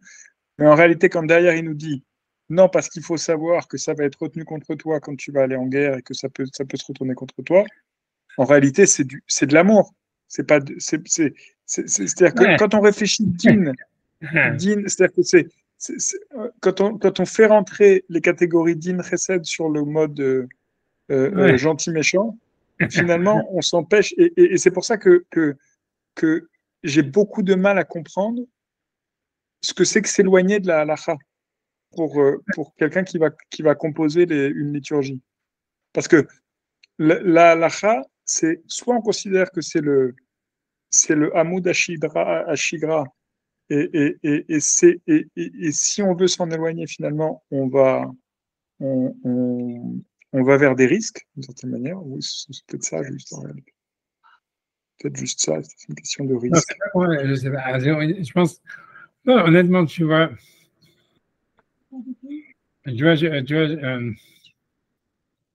j'ai oublié, tu vois, ça veut dire, non, ça veut dire, c'est sûr ce que tu dis, c'est vrai, ça veut dire, qu'est-ce que tu dis? Tu vois, normalement, pour les Sfaradim, pour nous, tu vois, on a vachement du mal à envisager que, tu vois, la loi, si tu veux, pour nous, même, on a l'impression vraiment que le judaïsme, c'est la halakha, tu vois. Et en fait, tu vois, ça fait un. Mais en réalité, moi, je te dis, moi, je me rappelle, tu vois, tu vois, de Rabbi Feinstein, c'est pour ça que moi, encore une fois, c'est un passage dans le Tanakh. Et tu vois, quand tu regardes dans le Tanakh, tu vas voir plein de fois, ils font des choses qui ne sont pas comme la halakha. Tu vois, ça veut dire, tu vois, j'ai pas encore, là aussi, j'ai pas offhand des exemples, mais tu peux en trouver, tu vois. Et lui, à chaque fois, tu vois, Abdoui, lui nous disait, tu vois, mais il disait ça vraiment en cachette, tu vois. Mais il disait que, tu vois, qu'en fait, ça veut dire que, euh, ça veut dire, des fois, si tu veux le clan Israël, ou tu vois, j'en sais rien, ou les Malachim, ou j'en sais rien, mais ça veut dire, il dit, tu vois, lui, il disait, en fait, tu vois, qu'il y a une haga al-pi alaha, tu vois, et ça, c'est sûr que tu vois, ça, le judaïsme et tout ce que tu veux, ben, mais, tu vois, il y a aussi il faut envisager un judaïsme, tu vois, qui serait sans la halacha. Et à chaque fois, il disait, tu vois, parce que tu vois, je sais pas, il y a des exemples, tu vois, il y a des exemples dans le Tanakh, tu vois, que lui, lui disait ça vraiment, tu vois, il a pas voulu, jamais voulu élaborer sur ça, tu vois, mais je sais qu'il a dit ça. Et je pense, tu vois, que c'est vrai, tu vois, ça veut dire, moi-même, je sais pas quoi te dire, la définition de qu'est-ce que ça voudrait dire, comme tu dis, puisque la halakha est là pour nous garder, a priori, c'est la définition du bien et du mal, si tu vois, si tu vois ce que je veux dire, tu vois, c'est comme si tu veux, c'est le Et protocole. c'est justement pour nous protéger de la notion de bien et de mal. Ouais, C'est-à-dire que peut-être. c'est. Ouais, non, je suis d'accord. Mais tu vois, on a l'impression que tu vois que les Ashkenazim ils pensent, que tu vois que à Yom Kippour, et tu vois peut-être à Rosh Hashanah, mais tu vois, c'est comme si tu vois en fait l'amour d'Hachem, il est tellement grand, tu vois qu'en fait tu vois, ça doit dépasser la loi, tu vois. Et comme tu dis, les Ashkenazim, ils ont dans le, tu vois, ça veut dire, ils ont un but où il dit, tu vois, parce que tu vois, les Ashkenazim, ils ont un rapport, tu vois, aussi, tu peux te dire, tu vois, la chose qui change, tu vois, franchement, entre les Ashkenazim et les Sfaradim aussi, que c'est complètement contre-intuitif, parce que tu dis, ouais, les Ashkenazim sont super sérieux, et tout ça, etc. Mais quand tu regardes le texte de la Tfila chez les Ashkenazim, eux, ils ont un rapport beaucoup plus d'égal à égal avec Dieu. Tu vois, ça va me dire, tu vois, ils ont une pioute qui dit, tu vois, oui, toi, tu es notre mari, nous, on est ta femme, tu sais, des trucs comme ça, et tu vois, ils parlent comme si, tu vois, vraiment comme si c'était une femme qui parle à son mari, tu vois. Et ils ont un rapport, alors que nous, tu vois, dans notre slichot, on est toujours, tu vois, à nous, nous, tu vois, en train de, Nous. voilà, un maximum, tu vois. Et eux aussi, ils ont envie de nous, mais ça veut dire, tu vois, les Sfaradim, jamais, tu vois, ils se permettent, tu vois, de parler dans une fila d'égal à égal à Hachem, tu vois. Alors que les Ashkenazim, ils ont ça, tu vois, tout leur nosach, en fait, si tu veux, de Yom Kippur et de Rosh Hashanah, c'est un peu ça, tu vois, c'est même s'ils glorifient Hachem, et tu vois, ils ont un, tu vois, ils ont un super, tu vois, dans le moussaf tu vois, comment ça s'appelle, un piout qui est dans le moussaf de la Voda, où ils disent, tu vois, en grosso modo, il y a une super justification, même de la bassesse humaine, tu vois, en disant, voilà, Hachem, toi, t'as les malachim, t'as tout ça, etc. Tout cela, il te loue toute la journée, mais tu veux que nous, on te loue. Alors, ok, tu vois, donc tu nous acceptes comme on est, tu vois. Et c'est toi qui as voulu qu'on soit comme ça. Et tout le Nossar, c'est tout un but qui va comme ça, back and forth, pendant, tu vois, 25 strophes, tu vois, en disant, tu vois, ouais, toi, t'as les malachim, t'as tout ça, mais tu as voulu des gens comme nous, minables, qu'on n'aime pas, tu vois, qu'on a besoin de demander de quoi manger, on a peur du din. Tu vois, comme si, tu vois, le fait même d'avoir peur du din, tu vois, d'être par rapport à Hachem, tu vois, en bas, c'est même ça, tu vois, c'est remis comme une sorte de, tu vois, ok, mais c'est toi, Hachem, qui a voulu qu'on soit comme ça, tu vois, et on comprend pas pourquoi ça te fait plaisir qu'on te fasse cette fille-là, mais si c'est ce que tu veux, on le fait, tu vois, c'est comme ça, ils ont un piout comme ça, tu vois, qui dure 25 strophes. mais c'est que des tfilotes comme ça, tu vois, ça veut dire, tu vois, c'est vraiment un truc. C'est normal qu'après ça fasse des communistes et des révolutionnaires. Parce que Ouais, s'ils sont à ce niveau de critique et de remise en question, c'est normal. ouais, Pas de secret. dans Après, la- ça fait des révolutionnaires dans le sens positif et des communistes dans le sens négatif. Mais... ouais, non, mais c'est ça, dans leur là ils sont vachement comme ça, surtout à Yom Kippour. Ça veut dire, tu vois, il y a comme une sorte, tu vois, voilà, tu vois, ça veut dire, voilà, c'est une grande différence, tu vois, par rapport à la tuile Sfarad. Tu vois, ça veut dire que pour eux, tu vois, dans la tuile Sfarad, tu as vraiment l'impression que les dit, tu vois, ça peut se résumer en deux mots. Le motif, c'est, tu vois, pardonne-nous et donne-nous de l'argent. Tu vois, grosso modo, la tuile Sfarad, c'est à peu près ça, tu vois, ça veut dire, tu vois, c'est ça, tu vois, on a voté pardonne-nous et donne-nous l'argent, donne-nous la bracha, donne-nous la santé, donne-nous ça.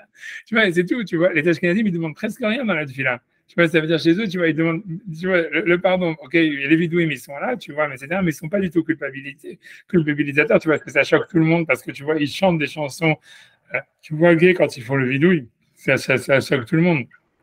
Et ils sont super macbidim de le faire. Ça veut dire que, en Les plus, tu vois, Sfardim. non, les Ashkenazim, tu vois, mais plus, tu vois, pas simplement de Hadanu et Fanecha, mais quand il dit Hacham, nous, Vagab, nous, Gazal, nous, tu vois, avant de faire n'importe quoi, ils doivent chanter un truc, ils font ta ta ta ta ta ta ta ta, Hacham, nous, Vagab, nous, Gazal, nous, ta ta ta ta ta ta ta, ah la la la la la la la la la la la la, comme ça. Tu vois, Ouais, je ils connais ont pas. tu sais que les Ashkenazim, ils ont Makbidim sur leur piyutim, tu peux t'imaginer, parce que pour eux, c'est comme si les chansons, si tu veux, les aïe aïe aïe aïe aïe, ils font partie du Nossarat là, tu vois. Et, Ouais. tu vois, tu vois, et ça veut dire, parce que tu vois, pour eux, mais tu vois, mais voilà, mais parce que tu vois, il n'y a pas de culpabilisation chez eux, tu vois, ça veut dire, je te dis, le plus, et tu vois, eux, ils ont dans les cités de la veille de Rosh Hashanah, ils ont des cités qui font 2 heures. Et dans ces cités tu vois, qu'est-ce qu'ils disent? Ils disent, tu vois, ouais, Hachem, de toutes les manières, tu vois, ça veut dire, nous, si on fait des fautes, on sait que toi, tu n'en as rien à faire. De toutes les manières, ça ne fait aucune différence pour toi et tout ça. Donc, si on faute que par rapport à nous-mêmes, etc. Et machin, voilà. Ok, mais grosso modo, c'est ça ce que ça dit, tu vois. Et ça dit, le truc principal, il est comme ça, tu vois. Et donc, si on faute par rapport à nous-mêmes, quand même, Hachem, tu vois, nous, on n'est pas content de ce qu'on a fait. Donc, c'est pour nous-mêmes qu'on veut devenir meilleur. Et Hachem aide-nous à devenir meilleur, tu vois. Un truc, tu vois, tu verrais jamais une fille là comme ça chez les Sfaradim. Tu vois ce que je veux dire? Alors que dans la chez les Ashkenazim, tu vois, dans les cités croisées, c'est la fille la finale, la plus forte, c'est là. Et après, dans Yom Kippur et dans Jean, c'est de pire en pire, tu vois, c'est dire ça, c'est de dire, c'est complètement déculpabilisé, tu vois, c'est complètement, tu vois, de rapport d'égal à égal à Hachem, tu vois. Grosso modo, où en fait, l'idée, c'est de dire, tu vois, Hachem, tu dois accepter qu'on est des êtres humains, et on ne comprend pas vraiment, tu vois, quel rapport on a avec toi, grosso modo. Et si tu veux, les filotes, tu vois, de Yom Kippur, elles sont comme ça, tu vois, en disant, tu vois, ça veut dire, c'est pas on comprend, mais tu vois, et si tu veux qu'on ait ce rapport, alors ok, alors on a ce rapport, tu vois, et nous ça nous fait très plaisir, et toi aussi, Hachem, ça te fait plaisir, tu vois, on sait que tu nous aimes et tout ça, et c'est ça, tu vois, c'est tout. Et ils demandent pratiquement rien, à part, tu vois ce qui a marqué les textes anciens de code, tu vois, dans la Mida, code Venu, Beset Lachaim Tovim, tu vois, dans Sim Shalom et tout ça. Et dans la vie nous Malkenou, ils ne demandent jamais rien. Ça veut dire qu'ils ne demandent pas chez la réfoua chez les mains, Israël ou un truc comme ça. Rien, zéro. Ni pardon, ni demande, zéro. Que tu vois des trucs de back and forth, tu vois, de dire, tu vois, ça veut dire, on est des êtres humains, on s'assume comme être humain devant toi. On ne sait pas exactement ce que ça veut dire. Et toi, Hachem, on t'aime parce que tu es vraiment beau, tu es vraiment le meilleur. On t'adore, tu vois, ça veut dire, on est super content de voir des anges, d'avoir quelqu'un que tu vois qui est, tu vois, c'est vraiment comme ça, tu vois, c'est vraiment, ça fait penser plus à un mariage pratiquement, tu vois. Tu vois, c'est super. Et en plus de ça, tu vois, c'est fait avec. On sent bien que chez les Ashkenazim, le sens de la tefila, c'était aussi de faire régner Hachem, tu vois. Donc ça veut dire, il y a quelque chose, tu vois, quand tu vas dans une grande choule, tu vas dans une yeshiva, tu vois, c'est-à-dire, donc tu vois, ou tu vas chez les Hasidim, tu vois, c'est vraiment royal, tu vois, c'est vraiment, tu sens, tu vois. Mais tu sens qu'aussi, il n'y a pas de place pour la prière du Père. En fait, la tefila Ashkenaz de Yom Kippour, c'est un show que tu vas assister ou tu veux participer si tu veux chanter avec eux. Mais en fait, c'est pratiquement pas une tefila, tu vois. C'est parce que tu vois, ça veut dire, tu vois qu'il y a la Mais médias. c'est le cas dans toutes les filotes ashkénazes. Dans toutes les filotes ashkénazes, moi je sais qu'à chaque fois que je rentre dans une choule ashkénaze, déjà il y a quelque chose qui frappe beaucoup plus que dans les choules sfarades, c'est-à-dire que dans les choses sfarades, malgré tout, 90 ou 95% du Kaal, il prie un peu. Dans les Shul Ashkenaz, c'est plus 10-15% qui prient. Les autres, ils sont là, ils pointent. Les Ashkenaz, ils pointent. Non, mais c'est vrai. Moi, ça m'effraie à chaque fois. C'est-à-dire que les Ashkenaz, ils sont vraiment là je sais, et c'est toujours un peu effrayant parce qu'ils ont toujours un petit peu le regard un peu perdu, on ne sait pas trop pourquoi ils sont là, on sait pas, c'est assez effrayant et triste. Alors, les Ashkénazes, c'est vrai que pour toutes les tfilotes, que ce soit pour dire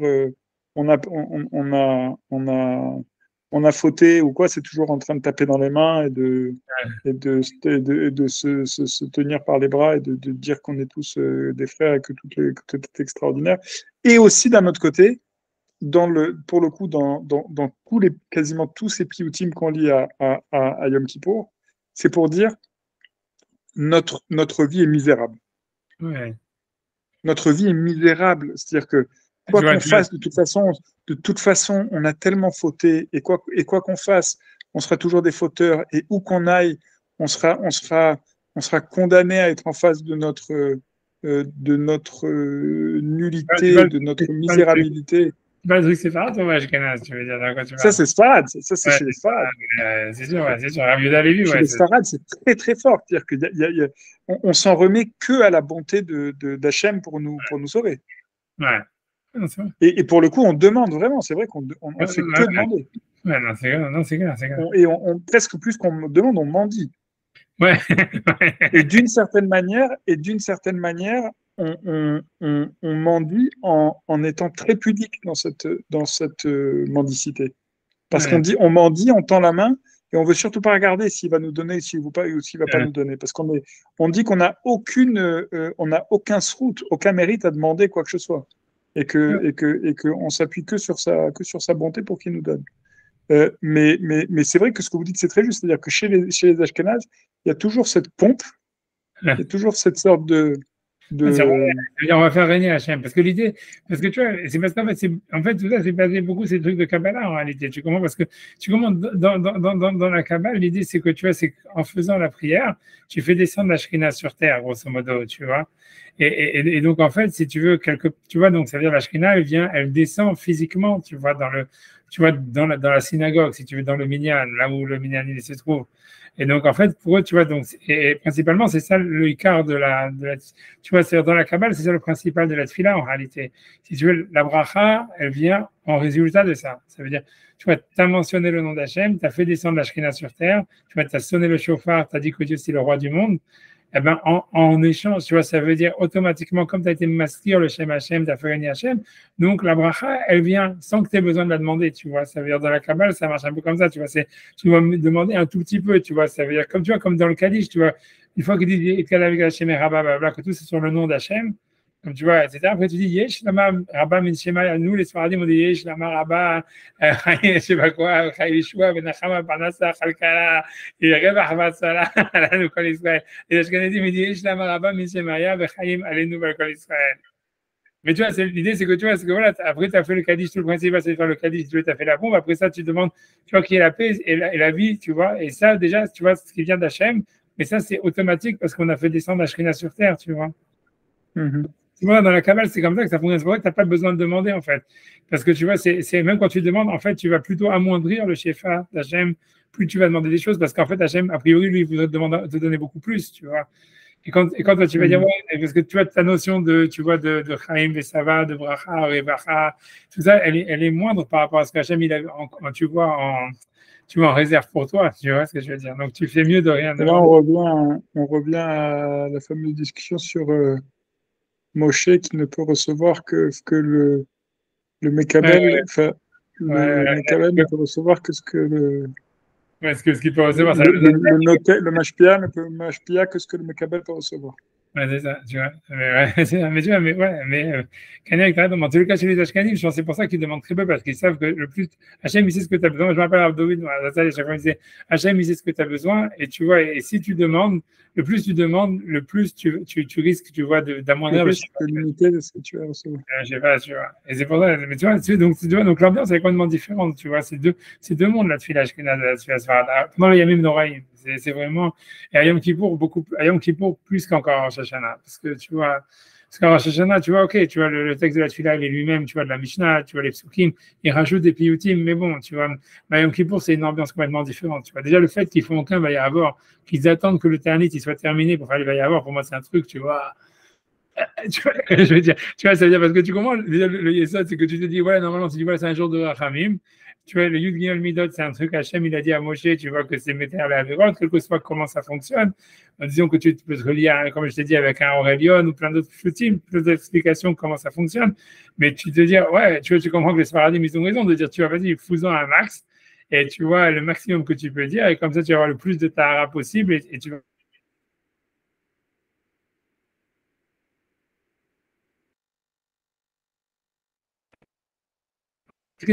Ara, vous m'entendez?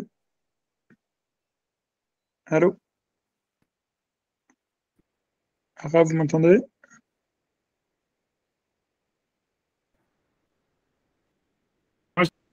Non, moi, ça a coupé, mais je pense que je te vois maintenant, je t'entends. Ouais, là c'est bon. Tu disais quelque chose, je sais pas. Non, non, Tu vois, non, mais, ouais, non, tu vois, je vous ai- ils attendent, tu vois, que tout, ils sont toute la journée à la choule, toute la journée. Ils n'en font pas un seul, tu vois. Ils attendent que le Tanit soit fini et ils font cette veille à avoir à l'année là après la fin du Tanit. C'est un truc de malade. Je ne sais pas ce que je veux dire. Pourquoi tu vois, ça veut dire c'est un jour de Rachamim et tout ça, pourquoi tu attends que ce soit fini pour faire les veilles à avoir? Mais tu comprends qu'en fait, il y a quelque chose de très profond dedans, tu vois. Tu vois, tu vois, mais il doit y avoir quelque chose, tu vois, ça doit y avoir quelque chose, doit y avoir un sens, tu vois, très profond. Moi, j'imagine, tu vois, que ça doit être, que Dafka, comme c'est un jour de Rachamim, Istama, il ne faut pas demander à Rachamim, et que c'est quand c'est l'année là, c'est une fois que le Tanit il est fini. Donc maintenant, la Avoda, c'est de prendre le Rachamim qu'il y avait pendant Yom Kippour pour l'amener après Yom Kippour, tu vois, Mistama, c'est ça, c'est comme ça qu'ils voient ces trucs-là, tu vois, de l'année là. Et que donc c'est pour ça Mhm. que Tafka, ils vont faire les vaillavors que quand le Tanit il est fini, tu vois. Mais, mais tu vois, mais ça veut dire, tu vois, tu vois, les Sfaradim, c'est beaucoup plus facile à comprendre comment ils fonctionnent, tu vois. Et d'après la Lacha, ça marche, tu vois, c'est ce qu'ils font, c'est tout comme la Lacha elle dit, tu vois. Oui, mais tu vois, mais c'est bon, là, tu vois, parce que tu vois, ça veut dire, on a l'impression que Sfaradim, c'est très straightforward, tu vois, ça veut dire, c'est down to the point, tu vois, ça veut dire, voilà, tu vois, truc bidule, voici un Hamim, on fait ça, on fait le plus va y avoir, on fait ça, tatati, on demande le plus, chaque Bakasha va faire quelque chose, on répète, on répète, on répète, c'est pas grave, tu vois, chaque fois qu'on répète, tu vois, en fait, Mistama, tu vois, il y a un autre char qui s'ouvre, ou tu vois, tu peux dire que, tu vois, chaque minute de Yom Kippour, c'est un autre, tu vois, c'est une autre hara du jour qui se réveille, donc, en fait, chaque chose, ça va avoir un impact justement sur toute l'année, sur toute notre vie.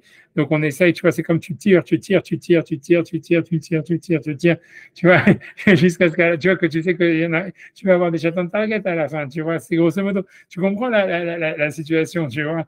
Mais les Mhm. Ashkenazim, c'est plus de dire, tu vois, on fait rien, on fait rien, on fait rien. Je te promets, ils font rien, ils demandent rien, ils font que des piyoutim, des machins comme ça, des trucs complètement, tu vois, comme je t'ai dit, tu vois, où ni tu demandes rien, ni tu demandes même pas pardon, ni tu tu dis, voilà, on aime Hachem, Hachem il nous aime, c'est super, et tout ça. Et tu vois, voilà, on est des êtres humains, c'est dommage, mais bon, Hachem il nous aime quand même. Que des trucs comme ça, tu vois, ils cassent le Nosachat Tfila, même, tu vois, les tfilotes normales, tu vois, ça veut dire de la Chazara, ils le détruisent ils détruisent tout. Même leur Seder Avoda, il est complètement, tu vois, détruit tu vois, par des piyoutim qui viennent en plein au milieu, le saccager. Et non seulement ça, c'est que tu vois que dans le Seder Avoda, dans les yeshivot, la partie Ikari du Seder Avoda, presque il la saute, tu vois, ils la font super vite ou il la saute carrément. Truc de malade. Ils font tout le contraire, tu vois, de ce qu'il faudrait faire. Mais moi, je suis le contraire, tu vois. Ça veut dire, si tu veux faire un truc que normalement tu te dis qu'il faudrait faire ça, eux ils font exactement le contraire. Dommage. Et je sais, tu vois, je sais pas, c'est pour ça que je sais pas.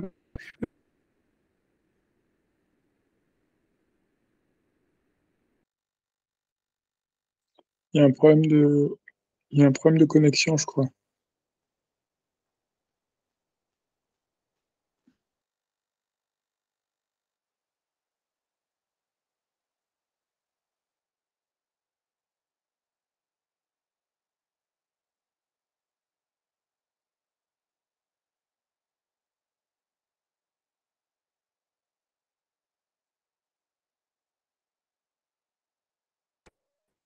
Je suis désolé. Hein.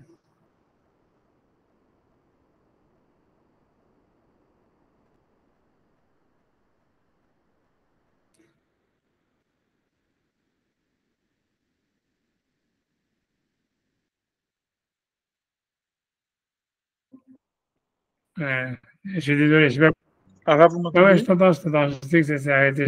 C'est bon, ça va mieux. Ouais, ça doit être, il faudrait que je vois ce qui se passe chez moi dans le.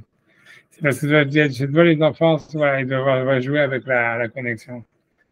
Et, tu vois, il faut que je ressorte de mon bureau, ça va prendre, tu vois, j'ai la flemme de monter les 2 étages pour aller voir ce qui se passe. Tu vois, j'espère que ça va pas trop déconnecter. Hein. Mais tu veux connaître, enfin voilà, mais c'est vrai que pour te dire, moi, ce que j'ai vu, il faut vraiment le contraire de, tu vois, de ce que normalement la logique elle dirait de faire. Et je sais pas pourquoi, je sais pas ce que c'est parce qu'ils cherchent un équilibre, je sais pas. Mais ce qui est sûr, en tout cas, moi, j'ai fait, tu vois, j'étais pas, tu vois, mais tu vois, une chose que tu vois, que moi, j'ai fait pendant, tu vois, j'ai fait les deux, tu vois, Ashkenaz et Sfarad pendant des années. Moi, je sais pas exactement comment ça se fait. Et honnêtement, je sais pas du tout comment ça se fait. Mais une chose est sûre, sur moi, la chose est comme ça. C'est que moi, j'ai déjà vu que, tu vois, par exemple, quand j'ai fait la tuile chez les Sfaradim, que je suis pendant des années, le lendemain de Yom Kippour, même dès que Yom Kippour il est fini, tout ce que j'ai envie, c'est de faire des avérotes. Je sais pas comment expliquer comment ça se fait. Parce que tu dis, ouais, tu vois, c'est de la camarade, machin. Je sais pas, moi, ça crée moi un truc. Mais tu vois, tu as envie de faire des conneries, tu vois, tu as besoin de, tu vois, je sais pas comment dire, de décompresser, tu vois, je sais pas comment un truc comme ça, tu vois. Alors que tu vois que quand tu vas chez Ashkenazim, c'est le contraire. Tu vois, je sais pas pourquoi, parce que c'est beaucoup moins hard. Tu vois, c'est beaucoup moins hard au niveau, tu vois, comme tu es pas en train de faire, tu vois, de la tuila comme ça, tu vois, je sais pas, tu vois, l'effort, on va dire, il est moins, si tu veux, il est moins, comment dire, binaire, il est moins, tu vois, on va dire, brutal, on va dire, etc. Et en fait, moi, à chaque fois que je finis, tu vois, Yom Kippour chez les Ashkenazim, je me dis, non, tu vois, j'ai envie de rester Big Doucha, j'ai envie de continuer à faire des tuilas, je veux continuer à faire ça. Je sais pas comment ça se fait, c'est très bizarre. Mais l'effet, en tous les cas, short terme, tu vois, bon, moi, je sais pas comment, si c'est moi spécialement comme ça ou je sais pas, mais pour moi, je sais qu'en tous les cas, que l'effet short terme, moi, de quand Yom Kippour se finit chez les Sparadim, tu vois, je dis, ok, on avait, tu vois, maintenant, on s'est tué à la choule pendant 24 heures et tout ça, je sais pas, c'est comme un Yetzirara de dire, je vais faire une connerie, il faut que je fasse quelque chose, tu vois. Et alors que tu vois que je sais chez les Ashkenazim, ça a l'effet complètement contraire. Je sais pas pourquoi. Je sais pas si c'est que moi, je sais pas si c'est un truc, je sais pas, tu vois, mais en tout cas, ce qui est sûr, c'est Et Rosh Hashanah? non, je n'arrive pas parce que tu sais qu'il y a Yom Kippour et puis tu vois, il y a tu vois, tout ça, etc. Je sais pas. Tu vois, Rosh Hashanah, tu es encore dans le mood, tu vois, ça veut dire, enfin, moi, tu vois, ça veut dire, voilà, tu as les slichot, tu as tout ça, tu vois, juste après, il y a Tzom Gedalia, tu vois, ça veut dire, tu vois, si tu restes dans un massage de Teshuvah, tu vois, tu restes dans un massage de Teshuvah, tu sais que voilà, voilà, le dîner n'est pas fini. Ouais, et bon, Stam, tu vois, j'ai pas, en général, j'ai pas ça. C'est après Yom Kippour, tu vois, que tu dis, voilà, il n'y a plus les slichot, il n'y a plus rien, tu vois, ça veut dire c'est la fête maintenant, il y a Sukkot, tu vois, ça veut dire ça y est, le jugement, il est fini. Et c'est surtout, mais ça vient pas de ça, moi, je pense que ça vient parce qu'en fait, quand tu fais la tefila chez les Sfaradim, tu vois, si tu veux vraiment faire la tefila Bekavana et que tu veux vraiment faire et que tu mets vraiment tout ton cœur, tu vois, et que tu vois, en fait, c'est un effort, tu vois, très, très lourd, tu vois, beaucoup plus que chez les Ashkenazim. Parce que tu vois, les Ashkenazim, tu vois, en fait, le seul moment où tu fais la Kavana, c'est quand tu fais la Midat Lachash. C'est ça, tu as la Kavana de la Midat Lachash, tu vois, et tu peux faire des demandes si tu veux, à toi, comme tu veux. C'est tout. Après, comme je dis, tout le reste de la tefila chez les Ashkenazim, c'est pas des vidouim, tu vois, tu vois, c'est pas ni des vaillavors, ni des tout ce que tu veux, ni des vidouim, ni des bakashot. C'est Stam, tu vois, c'est des chansons, si tu veux. Si tu vois, tu regardes la Malchut Hashem, tu vois. Alors, en fait, c'est beaucoup, moi, je sais, je comprends très bien qu'en fait, tu vois, c'est l'effort de Yom Kippour quand tu fais Sfarad et que tu veux faire vraiment Bekavana, et que tu veux vraiment très fort, quand tu vois, avec toute l'intensité. Parce que moi, tu vois, je suis un mec intense, tu vois. Alors, quand je fais la tu vois, je mets toute mon intensité et tout ça. Donc, à la fin de 24 heures de celui-là, comme ça, c'est sûr qu'en fait, tu as besoin, tu sens comme si tu as une soupape que tu as envie de, d'exploser, tu vois. Alors que chez les Ashkenazim, comme il n'y a pas tout ça, tu vois, c'est beaucoup plus, tu vois, comment dire, tu vois, cool.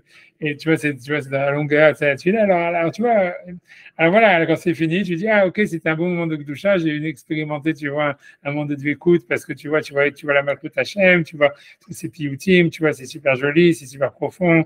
Et tu vois, et bon, et tu vois, donc tu as senti un moment où tu étais proche de Hachem pendant 24 heures, mais tu sens pas que tu t'es, tu vois, flagellé, tu vois, se dire que tu as demandé la rachamim, comme tu dis, que tu vois, t'as pas fait tout ça. Donc en fait, tu vois, après tu dis, ah ok, moi j'ai ce moment d'écoute, c'est tellement beau, je veux que ça continue, tu vois, je veux garder la doucha jusqu'à Sukkot, tu vois, un truc comme ça, tu vois, tu vois, je sais pas, en tout cas, ça c'est l'effet que ça a sur moi, tu vois. Mais je sais pas, tu vois, comme je dis, c'est pour ça que c'est possible qu'en fait, le fait qu'ils font, il va y avoir qu'une fois que l'éternité est finie, je pense que c'est parce qu'eux, ils pensent que tu vois, la Kedusha de Yom Kippour, en elle-même, elle Elle t'imprègne. dépasse. Et que voilà, il faut toute la voda, c'est juste de prendre cette Kedusha et de l'amener pour après Yom Kippour. Je pense que chez les Shgaïm, ça va fonctionner comme ça, tu vois. Mm. Comme là, je vois, après, est-ce que tu veux les arrêter? On reprend. C'est toi qui m'as demandé la question. Après, tu as demandé d'enregistrer. Je me suis dit, bon, ça t'intéressait vraiment. Donc, parce que je disais, moi, tu vois, la vérité, j'ai fait beaucoup de back and forth entre les deux, entre les deux, tu vois. J'ai toute ma jeunesse, j'étais Sfarad, tu vois, jusqu'à ce que j'arrive en Amérique, tu vois, je faisais toujours tout Sfarad. Et quand vous étiez rave à Great Neck, vous étiez rave avec les Persans ou avec des Marocains? C'était à moitié perse, moitié marocain. Mais en fait, le truc, c'est de faire Nosar Maroc. Donc, c'était marocain, tu vois, le Nosar était marocain. Mais tu vois, moi, après ça, j'ai essayé de faire, tu vois, moi, j'ai essayé de faire, tu vois, le truc comme on va dire Yosef, tu vois. C'est pour ça qu'il y avait beaucoup de marloquettes dans la choule, parce que, tu vois, déjà, tu vois, parce que voilà, tu vois, le truc, c'est comme ça. Ni les Perses, ni les Marocains, il y avait les Irakiens aussi, même les Irakiens, tu vois, en fait, ils ne faisaient pas comme on va dire Yosef dans leur mécor. Personne ne faisait comme on va dire Yosef. Le truc, c'est que, tu vois, comme chacun fait différent, là, tu vois, si tu dis, voilà, même si tu dis, on fait nos serments marocains et tout ça, par exemple, tu vois, pour faire le 4 Kohanim après la Shkia, je te dis pas les histoires que j'ai eues toutes les années avec ça. Tu vois, ça veut dire, ça veut dire les Kohanim. Et des deux côtés, tu vois, il y a des Kohanim qui pétaient les plombs parce que tu vois, je leur disais, voilà, la Shkia est passée, ils ont fait le 4 Kohanim. D'autres que tu vois que le contraire, tu vois quoi, quand on va commencer à faire la Nida tellement tôt, c'était toujours des histoires à non plus finir, tu vois. Et donc, tu vois, quand tu es arabe dans une Kehila et tout ça, je pense que c'est pour ça que Rabbi Yosef et Yacout Yosef, c'est tellement populaire. Parce que tous les autres, tu vois, tu leur dis, je sais pas, tu sors, je sais pas, les questions de Rabbi Bartolomeo, tu vois, c'est un mec nazi. Tu leur dis, je sais pas quoi, ah, ça c'est un perse, ça c'est un syrien. Ah, Rabbi Yosef, ça devient comme c'est écrit en hébreu d'abord super facile. Et tout ça, donc le rab, il peut montrer, tu vois, tu peux montrer ça au type du board. Tu leur dis, voilà, c'est marqué comme ça, c'est écrit en hébreu, tu vois, c'est traduit en anglais ou en français.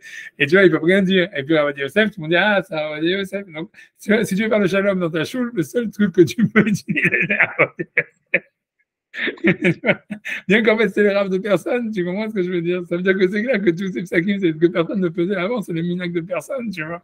Mais tu vois, mais ça veut dire, tu vois, mais c'est-à-dire comme c'est le type qui a écrit un truc que tu vois que tout est clair et que tout est organisé, eh ben voilà, tu vois qu'il était le grand rabbin d'Israël et tout ce que tu veux, ben voilà, alors à la fin, tu vois, c'est son truc qui prédomine, tu vois, même si en fait c'est le minacle de personne. Mais j'avais des histoires tout le temps, tout le temps, tout le temps. Mais bon, c'est eux qui sont venus vous chercher? Ouais, c'est parce qu'en fait, tu vois, c'était parce que tu comprends le problème. Ça veut dire, la choule, elle était, quand moi je suis arrivé là, la choule, elle avait déjà un Rav qui était parti. Et, et parce que tu vois, ils avaient presque, quand moi je suis arrivé là-bas, ils n'avaient plus Minyan, c'était en déliquescence totale. Tu vois, ils m'ont cherché parce qu'ils étaient Ah, ils complètement n'avaient plus de Minyan. Ouais, ils étaient complètement désespérés. Ils étaient complètement désespérés. En réalité, ils étaient complètement désespérés.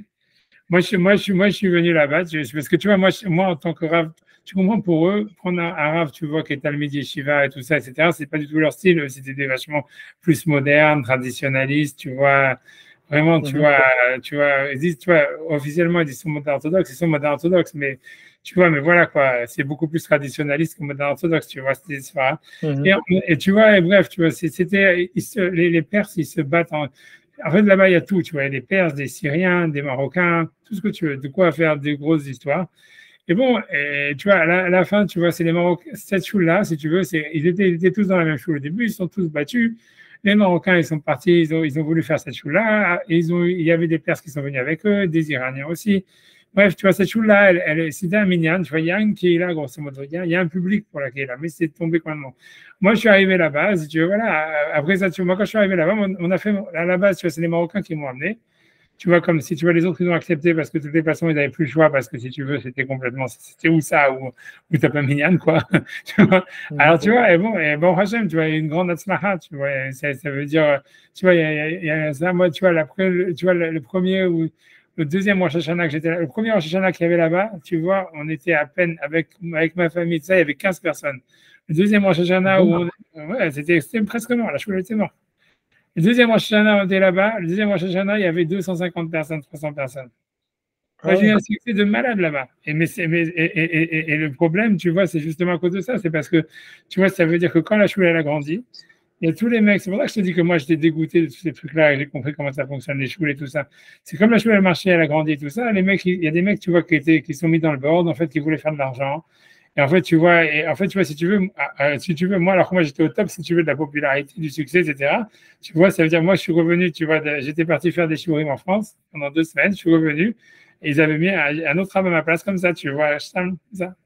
Tu vois, et bon, ça a été des histoires après dans la politique. Pourquoi? Parce que Stam, il voulait un arabe qui soit, tu vois, d'Afka, tu vois, si tu veux, parce que moi, j'avais un accent quand je parle anglais. Il voulait en fait un arabe qui va ratisser plus large. Grosso modo, il n'avait plus besoin de moi, tu comprends, puisque la chose maintenant, elle s'était regrandie et tout ça, etc. En plus, il voulait un arabe qui était moins macpide sur la lara, qui était moins fou, et tout ça, tu comprends, plein d'autres choses. Si moi, à la base, j'étais pas la personnalité qu'ils auraient choisi Biklal depuis le début, tu comprends. Et les Massés, ça a été massacré, ils n'en revenaient pas, tu vois. Même, tu vois, mais c'est rien pour te dire, tu vois. Alors après ça, bref, tu vois, il y a eu des marloquettes dans le board et des machins, je suis resté, tu vois, parce que c'est moi, je me suis imposé à rester, parce que tu vois, les gens de la communauté voulaient. Moi, au fond, je suis resté Sam parce que tu vois, bref, parce que j'avais pas de compte, parce que l'histoire, c'est que j'avais pas de contrat en plus, tu vois. Là, j'ai fait un contrat, là, je me suis augmenté, tu vois. Et les autres années où je suis resté là-bas que pour me faire du fric. C'est du fric, ça veut dire, tu vois, parce qu'à cause de la Parnassa. Mais ça veut dire, tu vois, la choule, je ne pouvais plus rien faire avec la choule, tu vois, c'était mort. Parce qu'il y avait, tu vois, quand il y avait trop de marloqutot, il y avait plein de machins, il y avait plein de, tu peux t'imaginer les histoires. Et voilà, quand je suis resté, tu vois, quand j'ai fini mon contrat, je me suis tiré, shalom, tu vois. Et c'est qui les mecs qui ont essayé de faire de l'argent? Je n'ai pas envie de dire, tu vois, ça sert à rien, mais si tu veux C'était savoir. des Français marocains? Ouais, exact.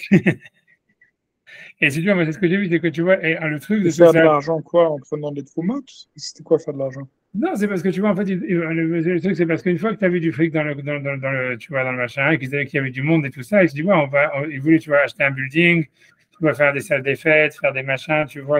Les synagogues en Amérique, c'est des business, tu vois. En Israël aussi. Mais en Israël, en Amérique, tu vois, c'est plus, tu vois, comme tout le business, là-bas, il est beaucoup plus. Et moi, tu vois, je tombais des nues, tu vois. Moi, j'étais comme moi, je faisais tous les Shem Shamaïm, moi, j'étais un petit, tu vois, un type super naïf, tu vois, tu vois, mais bon, tu vois, moi, j'avais rien compris à ce qui se passait du tout, tu vois. Mais rien que pour te dire, tu vois, c'est-à-dire parce qu'ils voulaient faire, tu vois, ils voulaient faire un vrai business, tu vois, avec, surtout tu vois, comme ça, des salles des fêtes, des machins, des ranages, un building, tous ces trucs-là. Et il y avait de quoi faire. Ils auraient pu le faire, tu vois. Et même moi, j'aurais pas été Michael Sim. Honnêtement, Sim, parce que tu vois, c'est moi, tu vois, moi-même, j'étais vraiment, tu vois, Bémet. Tu vois, moi, j'étais content d'avoir fait ce job-là. J'étais super content d'avoir fait, tu vois, beaucoup de zikouï arabim, beaucoup de machins et tout ça, etc. Et Bémet, s'il ne m'avait pas fait comme ça, tu vois, style que je reviens à Shabbat et qu'il me dit, voilà, il y a un nouveau rabbin à ta place, tu vois, comme ça, mamache. Tu vois, parce que tu vois, ils croyaient que, tu vois, comme j'avais pas de contrat, ils se sont dit, ouais, comme il n'a pas de contrat, donc il va partir et c'est terminé, qu'est-ce qu'il peut faire? Tu comprends? Mais le truc, c'est que voilà, l'erreur, c'est que tu vois, tous les mecs de la choule, ils ont été, toi, tu peux être dans le board et tout ça, tous ces mecs-là, ils s'étaient mis dans le board eux-mêmes, mais les mecs de la choule, tu vois, tu peux faire grandir une choule de 0 à 250, tu vois. Parce que tu vois, moi, comment j'ai fait ça? Parce que je faisais plein de shiurim, moi, j'avais un cliché avec tout le monde et tout ça, etc. Tu vois, j'ai mis vraiment, tu vois, ma neshama dedans. Tu vois, et tu vois, j'étais super content de le faire, honnêtement, parce que tu vois, moi, j'aime aider, j'aime enseigner, j'aime tout ce que tu veux. Mais tu vois, et il y avait un grand feedback, tu vois, c'est tout, parce qu'il n'y avait pas de rabbinim là-bas, tu vois, ça veut dire tous les rabbinim qu'il y a là-bas, tu vois, c'est un peu comme les rabbinim consistoriaux qu'il y avait en France, tu vois, le Massaf de Gretnek, de tout cet endroit là-bas, où il y a beaucoup, beaucoup de juifs, c'est comme la France des années 70 à l'époque du consistoire. Tu comprends, avec peut-être maintenant un ou deux rabbins orthodoxes qui sont, tu vois, ça veut dire un peu plus idéalistes, un peu moins vieux jeu, un peu plus, tu vois, comment dire, un peu plus, tu vois, dédié, tu vois. Mais sinon, tu vois, là-bas, il y a plein de grandes schools, il y a plein d'argent. Les mecs, mais en fait, si tu veux, il n'y a pas de, tu vois, si tu veux, voilà, au niveau spirituel du judaïsme, tu vois, c'est complètement mort, tu vois. C'est pour ça qu'en fait, tu vois, c'est pas un grand soir que j'étais masséère. N'importe qui, tu vois, n'importe quel, un peu jeune, et moi, je n'étais pas très jeune déjà, mais même, tu vois, n'importe qui, tu vois, qui vient, tu vois, qui fait des efforts pour enseigner la Torah là-bas et tu vois, pour construire quelque chose, même pas construire, tu vois, enseigner tout ça, il va très vite avoir du monde parce qu'il y a une soif, tu comprends. Les gens, ils ont là-bas, ils ont quand même un héritage, tu vois, juif très fort. et en même temps, ils n'ont rien, en fait, tu vois, pour le canaliser. Donc, tu vois, ça veut dire, si tu veux, tu vois, ça veut dire, moi, je pense que n'importe quel rave, tu vois, il peut vraiment réussir là-bas. Mais tu vois, tu vois, la preuve, c'est que moi, je parlais pas bien l'anglais. J'ai un accent, tout ça. Eux aussi, ils parlent pas bien l'anglais. J'étais pas perse, j'étais j'étais d'aucune de leur communauté à eux. Tu vois que c'est majoritaire. Et malgré tout, tu vois, ils m'adoraient, ils sont venus. Tu vois, ça veut dire, ils venaient et tout ce que tu veux. Tu vois, comme je te dis, vraiment incroyable. Mais tu vois, personne, mais tu vois, c'est parce ils ont Et pas. vous avez déménagé avec votre mec? Et j'ai même pas des. C'est des questions que oui, tu vois. Heureusement que je l'ai pas fait, tu vois, parce que tu vois, ça veut dire. Tu vois, ce que j'avais de l'autre côté, j'avais ma femme aussi, tu vois, qu'elle était jamais très pour cette histoire-là, tu vois. Parce que ma femme, tu vois, elle a pas tu veux, elle a pas cette neshama de Kirouv et compagnie et tout ça, etc. En plus, il faut comprendre, comme c'est des mecs, tu vois, tous ils avaient plein d'argent. Et tu vois, tu vois, alors, moi, j'ai une écoute avec les gens parce que j'étudie avec eux la Torah ou tu vois, truc bidule. Mais les femmes, tu vois, c'est que l'argent, tu vois, c'est que le show-off et tout ça. Tu vois, et mes enfants aussi, ils n'étaient pas à l'aise Ça, parce que, c'est très, très fort, très, très, très fort là-bas. comment? C'est très, très fort là-bas. Ouais, il n'y a que ça. Tu vois, c'est comme tu comprends, avant, les Juifs séfarades, avant en France, c'était la même chose. Tu vois, quand il n'y a pas la Torah, tu vois, tout le tissu social, après, c'est que basé sur le show-off, de l'argent et des machins comme ça. En plus que là-bas, il y a beaucoup d'argent pour de bon, tu vois. Donc, c'est très, tu vois, c'est neufra, tu vois, c'est au niveau intellectuel, c'est pas très haut, tu vois. Alors, tu vois, moi, avec les hommes, tu vois, enseigner la Torah et tout ça, tu donnes, et que tu vois, n'importe quel juif, tu vois, qui a un peu de sérel, tu vois, il est intéressé par la Torah, donc tu peux créer une connexion avec eux, mais pour les femmes, c'est beaucoup plus compliqué, tu vois. Moi, à chaque fois, quand je devais donner pour les cours pour les femmes, c'était de start de rire, tu vois. Mais tu vois, mais je comprends que ma femme, elle se sentait pas du tout à l'aise là-dedans, tu vois. Tu vois, ce que je veux dire, bref, mais tu vois, donc elle poussait pas non plus de l'autre côté, tu vois, pour que pour que je déménage. J'aurais pu parce qu'elle voyait qu'il y avait de la salacha, et donc elle aurait fait parce que, tu vois, c'était Matzliar, tu vois. Mais quand il y a eu cette histoire-là, si tu veux, elle arrivait avant, tu vois, juste avant, tu vois. Moi, c'était au top de la truc. Ça a été comme, mais tu vois, pour moi, c'est le truc, c'est que de cette histoire-là, ce qui m'a le plus choqué, c'est que j'étais, tu vois, comment dire, j'étais trahi par mes meilleurs amis, tu vois. Parce qu'en fait, tu vois, ceux qui m'avaient donné le job, en fait, c'est des copains à moi qui l'ont fait. Parce que tu vois, tout le monde était désespéré. Ils ont dit, ah voilà, tu vois, des mecs qui venaient finir avec moi, là, Yeshiva. Et moi, il y en avait, parmi tout cela, il y avait un, tu vois, même pour te dire, tu vois, que c'était un Yatom que tu vois que tu vois qu'il avait perdu, tu vois qu'il avait perdu sa mère tôt, que son père, à cause de ça, tu vois, il avait complètement abandonné le judaïsme, il voulait que son fils, il ait aucune chakouta avec la Torah. Et tu vois, donc, ça savait même pas lire, ni rien du tout, ni quoi que ce soit, tu vois. Et Stam, comme lui, il faisait partie, tu vois, il est venu une fois dans un cours que moi je faisais, tu vois, pour les Français. Et tu vois, il est venu à la yeshiva. Moi, je lui ai appris à lire, je lui ai appris la Torah. Tu peux pas t'imaginer de zéro, tu vois. Passer des heures et des heures et tout ça, etc. Et pendant des années, je suis marié, tout ce que tu veux, etc. Mais ces mecs-là, tu vois que maman, tu vois, je les connais depuis des années, que je les avais, tu vois, tu vois, c'est comme moi, je considère comme mes meilleurs amis, la vérité. Et tu vois, et que tu vois que c'est eux, en fait, tu vois, que quand ils ont vu qu'il y avait ça, tu vois, qu'ils m'ont stab in the back, si tu veux. Et pour moi, c'était ça le plus grand choc. Tu vois, c'était pas, ah, il a pourriture et tout ça, mais c'était, tu vois, c'était les mêmes mecs, tu vois, que, tu vois, c'est moi que leur avais appris la Torah depuis que j'avais, tu vois, truc bidule, tout ce que tu veux, c'était eux qui m'avaient amené, que tu vois, truc bidule, que c'est eux, tu vois, que, parce qu'ils pensaient que voilà, ils allaient pouvoir se faire de l'argent, ou du pouvoir que ça les gênait, que maintenant j'étais trop religieux par rapport à eux, ou un truc comme ça, où c'était pas le style qu'ils voulaient, tu vois, ou j'en sais rien quoi, ils ont une opportunité, ils ont vu une opportunité avec un autre travail, c'est sûr, tu vois. Mais, parce que tu vois, c'est ce qu'ils ont fait, tu vois, mais tu vois, ça veut dire, je me serais jamais attendu à ça, tu vois. Et c'est ça ce qui m'a dégoûté à mort, tu vois. Parce Et qu'après, depuis, vous n'avez plus de relation avec eux? plus vraiment, tu vois. Mais tu vois, mais voilà, mais tu vois, mais après ça, tu vois, c'est après ça que j'ai arrêté de, tu vois, j'ai dit que j'ai plus donné des cours de Torah gratuits, tout ça, etc. Ça m'a changé complètement ma mentalité parce que tu vois, quand tu vois ça, après tu te dis, ouais, à quoi ça sert, tu vois, ça veut dire, tu vois, c'est un truc qui te choque, tu vois. C'est-à-dire, moi, je dis, moi, je suis complètement con, je suis super naïf et tout ce que tu veux, tu vois. Moi, je crois que les gens, c'est tzadikim alors qu'ils sont pas, tu vois, je crois que tu vois, et c'est vrai, tu vois. Donc, ouais, je me dis, voilà, à partir de ce moment-là, je me suis interdit, tu vois, de donner un cours de Torah gratuitement. C'était ça une des grandes choses, tu vois, que ça a sorti. Mais c'est pour te dire à quel point, tu vois, tu vois, tu vois, ça m'a dégoûté, tout ça, etc., tu vois. Mais, tu vois, ça m'a vachement, tu vois, c'est surtout ça, c'est que ça m'a vraiment fait perdre l'espoir, tu vois. Pas l'espoir, mais si tu veux, ça m'a fait perdre beaucoup, tu vois, ça m'a enlevé toute ma naïveté et tu vois, ça m'a fait perdre beaucoup de la, tu vois, ouais, de l'espoir, si tu veux, ou de la foi que j'avais, tu vois, dans le clan Israël, dans la tchouva, etc. Tu vois, ça m'a ouvert les yeux, je pense, tu vois, à ce que c'est devenu la tchouva et voilà, quoi. Et donc maintenant, tu vois, voilà, tu vois, ça veut dire, tu vois ce que j'ai, je continue à truquer, mais tu vois, comme tu vois, ouais, je les cours et tout ça, mais je veux plus, tu vois, je veux plus faire le tzaddik, quoi, tu vois, j'ai compris, tu vois, shalom, tu vois.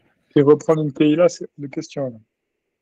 Vraiment, à moins que je remonte dans une catastrophe, tu vois, que je suis vraiment, tu vois, mais tu vois, j'ai pas envie parce que tu vois, j'ai vu ce que ça donnait, tu vois.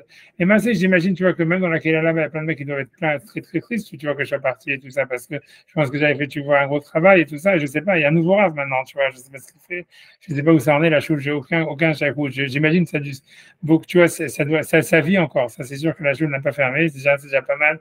Et tu vois, parce que tu vois, mais donc voilà, comment tu vois ça, tu vois, mais voilà quoi, mais c'est sûr que je sais pas quoi te dire, tu vois.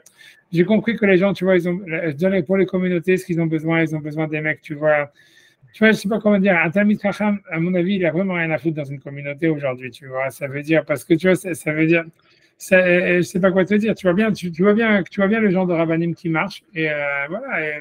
Qu'est-ce que tu veux que je te dise? Tu vois, ça veut dire, voilà, c'est un business, les synagogues aujourd'hui. C'est un fait, tu vois. Et un type, tu vois, un type que tu vois qui veut. Tu vois, moi, je suis pas un businessman, tu vois. Et qu'est-ce que tu veux que je te dise? Tu vois, donc voilà, j'ai rien à faire là-bas, tu vois. Et, Mm. tu vois, ce que je te dis, tu vois, je sais pas quoi te dire d'autre, tu vois. C'est sûr que c'était une très grosse déception pour moi. C'était une très grosse déception et ça a été un très gros, voilà. Mais je pense que maintenant, je suis content de voir les choses telles qu'elles sont, tu vois. Je pense que j'étais con, c'est tout, tu vois. J'étais naïf et j'étais con. Et je pense, tu vois, et je pense aussi, tu vois, que bon, le moment de la Teshuvah, un moment, il était basé, comme tu dis, tu vois, ça veut dire, il y a un moment où les gens, ils avaient une demande de pureté, tout ça, ils avaient vraiment, comment dire, tu vois, ça veut dire, ils avaient une honnêteté, tu vois, dans la relation à Hachem et une honnêteté dans leur rapport aux autres, que c'était une période, tu vois, qui a fait le mouvement de la Teshuvah, comme moi, dans laquelle, tu vois, moi, j'ai évolué aussi, où j'ai donné des cours, et c'est pour ça que tous les cours que j'ai donnés pendant toutes ces années-là, je pense que, tu vois, je les regrette pas, et etc., etc., et que je pense que c'est bien un impact sur des gens, mais je pense que, voilà, la génération, elle a changé. Maintenant, tu vois, ça veut dire, tu vois, c'est fini, maintenant, donc voilà. Maintenant, c'est du judaïsme, le judaïsme communautaire, c'est un judaïsme, tu vois, qui est basé sur, tu vois, le business, ou je sais pas exactement quoi, je sais pas quelle est leur vision de la religion. C'est une vision très bizarre, tu vois. C'est en même temps social, c'est en même temps, je sais pas quoi, c'est en même temps, je sais pas. Honnêtement, je sais même pas. Mais je sais qu'eux, ils se posent pas la question, donc je vais pas me poser la question pour eux. Et tu vois, et c'est tout, tu vois ce que je veux dire. Et donc, voilà, ouais, je sais rien, tu vois. Je veux dire, qu'est-ce que tu veux que je te dise? Tu vois, c'est tout. Voilà, moi, j'étudie et voilà, déjà, tu vois. Mais voilà, et genre, si c'est quand même métier avec moi, voilà. C'est un type en particulier ou c'est toute une équipe? Honnêtement, c'est pas un, tu vois, ça veut dire c'est tout cela. C'est pas beaucoup, tu vois, c'est pas plus, même si on va dire c'est 3, 4, on va dire, mais c'était quand même assez gros pour moi parce que, tu vois, encore une fois, tu vois, tu vois, ça veut dire, surtout parce que tu vois, il y a plein d'autres qui sont pas opposés, tu vois ce que je veux dire. Tu vois, il y a aussi ça, tu vois ce que je veux dire. Ça veut dire que si tu veux, dans un truc comme ça, tu vois, quand tu fais un truc comme ça aussi gros, il y a des, tu vois, la culpabilité, elle est pas, tu vois, elle est, chacun, il a une, tu vois, tu vois, c'est sûr que les vrais salauds, on va dire, c'est qu'il y en aura deux, ou un, ou deux, ou trois, tu vois. Mais en fait, même tu vois un ou deux, après ça, un, on va dire, après l'autre qui s'est fait entraîner, les deux autres, des autres, tu vois, qui ont dit qu'ils allaient trouver leur compte et qui sont dit aussi avec. Mais après ça, il y a la responsabilité de tous les autres, tu vois, qui sont pas opposés ou tu vois, qui ont été très, tu vois, très mitigés, tu vois, qui n'ont pas fait des efforts, tu vois, pour essayer de, tu vois, tu vois, tout ça, tu vois, pour sauver la situation, etc., quoi. Mais c'est clair qu'en tous les cas, le fait est, c'est vrai que, tu vois, en fait, il y en a, si tu veux, des vrais salauds, je veux dire, au moins trois, tu vois, peut-être pas plus, mais ça suffit. Mais tu vois, c'est surtout que les autres, tu vois, ils ont été très mis. Tu vois, à la fin, je dis, j'ai gardé le job. Tu vois, j'ai pas été viré, j'ai été payé, j'ai été même augmenté, tout ce que tu veux. Tu vois, si j'aurais voulu, je serais encore là-bas et je serais encore en train de, tu vois, de traire la vache. Hein. C'est moi qui suis parti parce que, tu vois, pour moi, ça veut dire j'avais aucun intérêt, tu vois, à rester dans une ambiance pourrie comme ça, tu vois. Et Stam, c'était, tu vois, tu vois ce que je veux dire, ça valait pas. Tu vois, tu vois, c'est aller dans une choule où toi-même tu te sens pas à l'aise, où les mecs, tu peux pas vraiment travailler, rien que parce que tu vois, t'es payé. Tu vois, c'est rien que pour mon cavote que tu vois, que j'ai demandé, tu vois, que j'ai continué 3 ans, tu vois, comme ça, 2 ans, 3 ans, tu vois, de ce contrat-là. Et j'aurais vraiment pu si tu veux, le redemander, tu vois, parce que ils avaient encore pas tellement de choix et peu importe, voilà, mais tu vois, qu'est-ce que je te dis? C'était de toute façon, pour moi, c'était pas assez d'argent, ce que je leur demandais, ça nécessite, tu vois, c'était pas motivé, c'était eux, tu vois, les mecs du board, tu vois, ils ont été, tu vois, comme si on leur avait, tu vois, c'est comme si un mec qui fait un coup d'état, qui essaie de te poignarder dans le dos, et qui après ça, tu vois, parce qu'il est forcé, parce que ça se retourne pour vraiment des trucs vraiment, Ça, si tu veux, leur truc, il a pas marché pour vraiment pour des trucs vraiment minachamaï, mamash, tu vois. Et je peux te raconter les histoires, mais c'est des trucs de débiles, tu vois. Et donc finalement, si tu vois, leur plan, il n'a pas marché. Si tu veux, c'est un petit peu comme pour Rim. Et ça s'est retrouvé qu'ils ont dû m'augmenter, qu'ils ont dû me donner un contrat. Mais tu vois, mais c'était tellement une ambiance pourrie. Tu vois ce que je veux dire? Que, ok, alors moi, tu vois, tu vois, j'ai truqué, etc. Tu vois, après, c'est le Covid qui est passé au milieu et tout ça, etc. Mais tu vois, c'est pour moi, c'était, et en plus, tu vois, j'ai continué à donner les cours que je faisais, tu vois, avec tous mes élèves, tout ce que je pouvais garder, tu vois. Mais voilà, qu'est-ce que je te disais après ça, tu vois, ça n'avait plus de sens pour moi de continuer là-bas. Tu vois, ça serait resté, et tu vois, il me faisait de la pression pour que je parte, tu vois. Moi, si j'aurais tenu la pression, j'aurais pu rester, continuer à être payé, mais c'était désagréable. Tu comprends, c'était très désagréable. Et ça avait aucun sens pour moi. Donc voilà, en plus, tu vois, ma femme, là, elle Et, voulait plus du tout bouger là-bas, et ni rien. rétrospectivement, d'après vous, c'était il y a combien de temps cette histoire? Ben, c'est il y a passé longtemps, ça s'est terminé, ça veut dire, tu vois, ça veut dire il y a 2 ans. C'est la deuxième fois que je fais pas chercher dans la choule. Tu vois, j'étais 6 ans là-bas, arabe, et voilà, quoi, ça fait 2 ans que ça s'est terminé, Ah, quoi, attendez, voilà. attendez, Rab, excusez-moi, il y a mon fils qui vient de se réveiller, je dois juste tourner le toilette. Une seconde, une seconde, hein. Donc, en fait, pardon.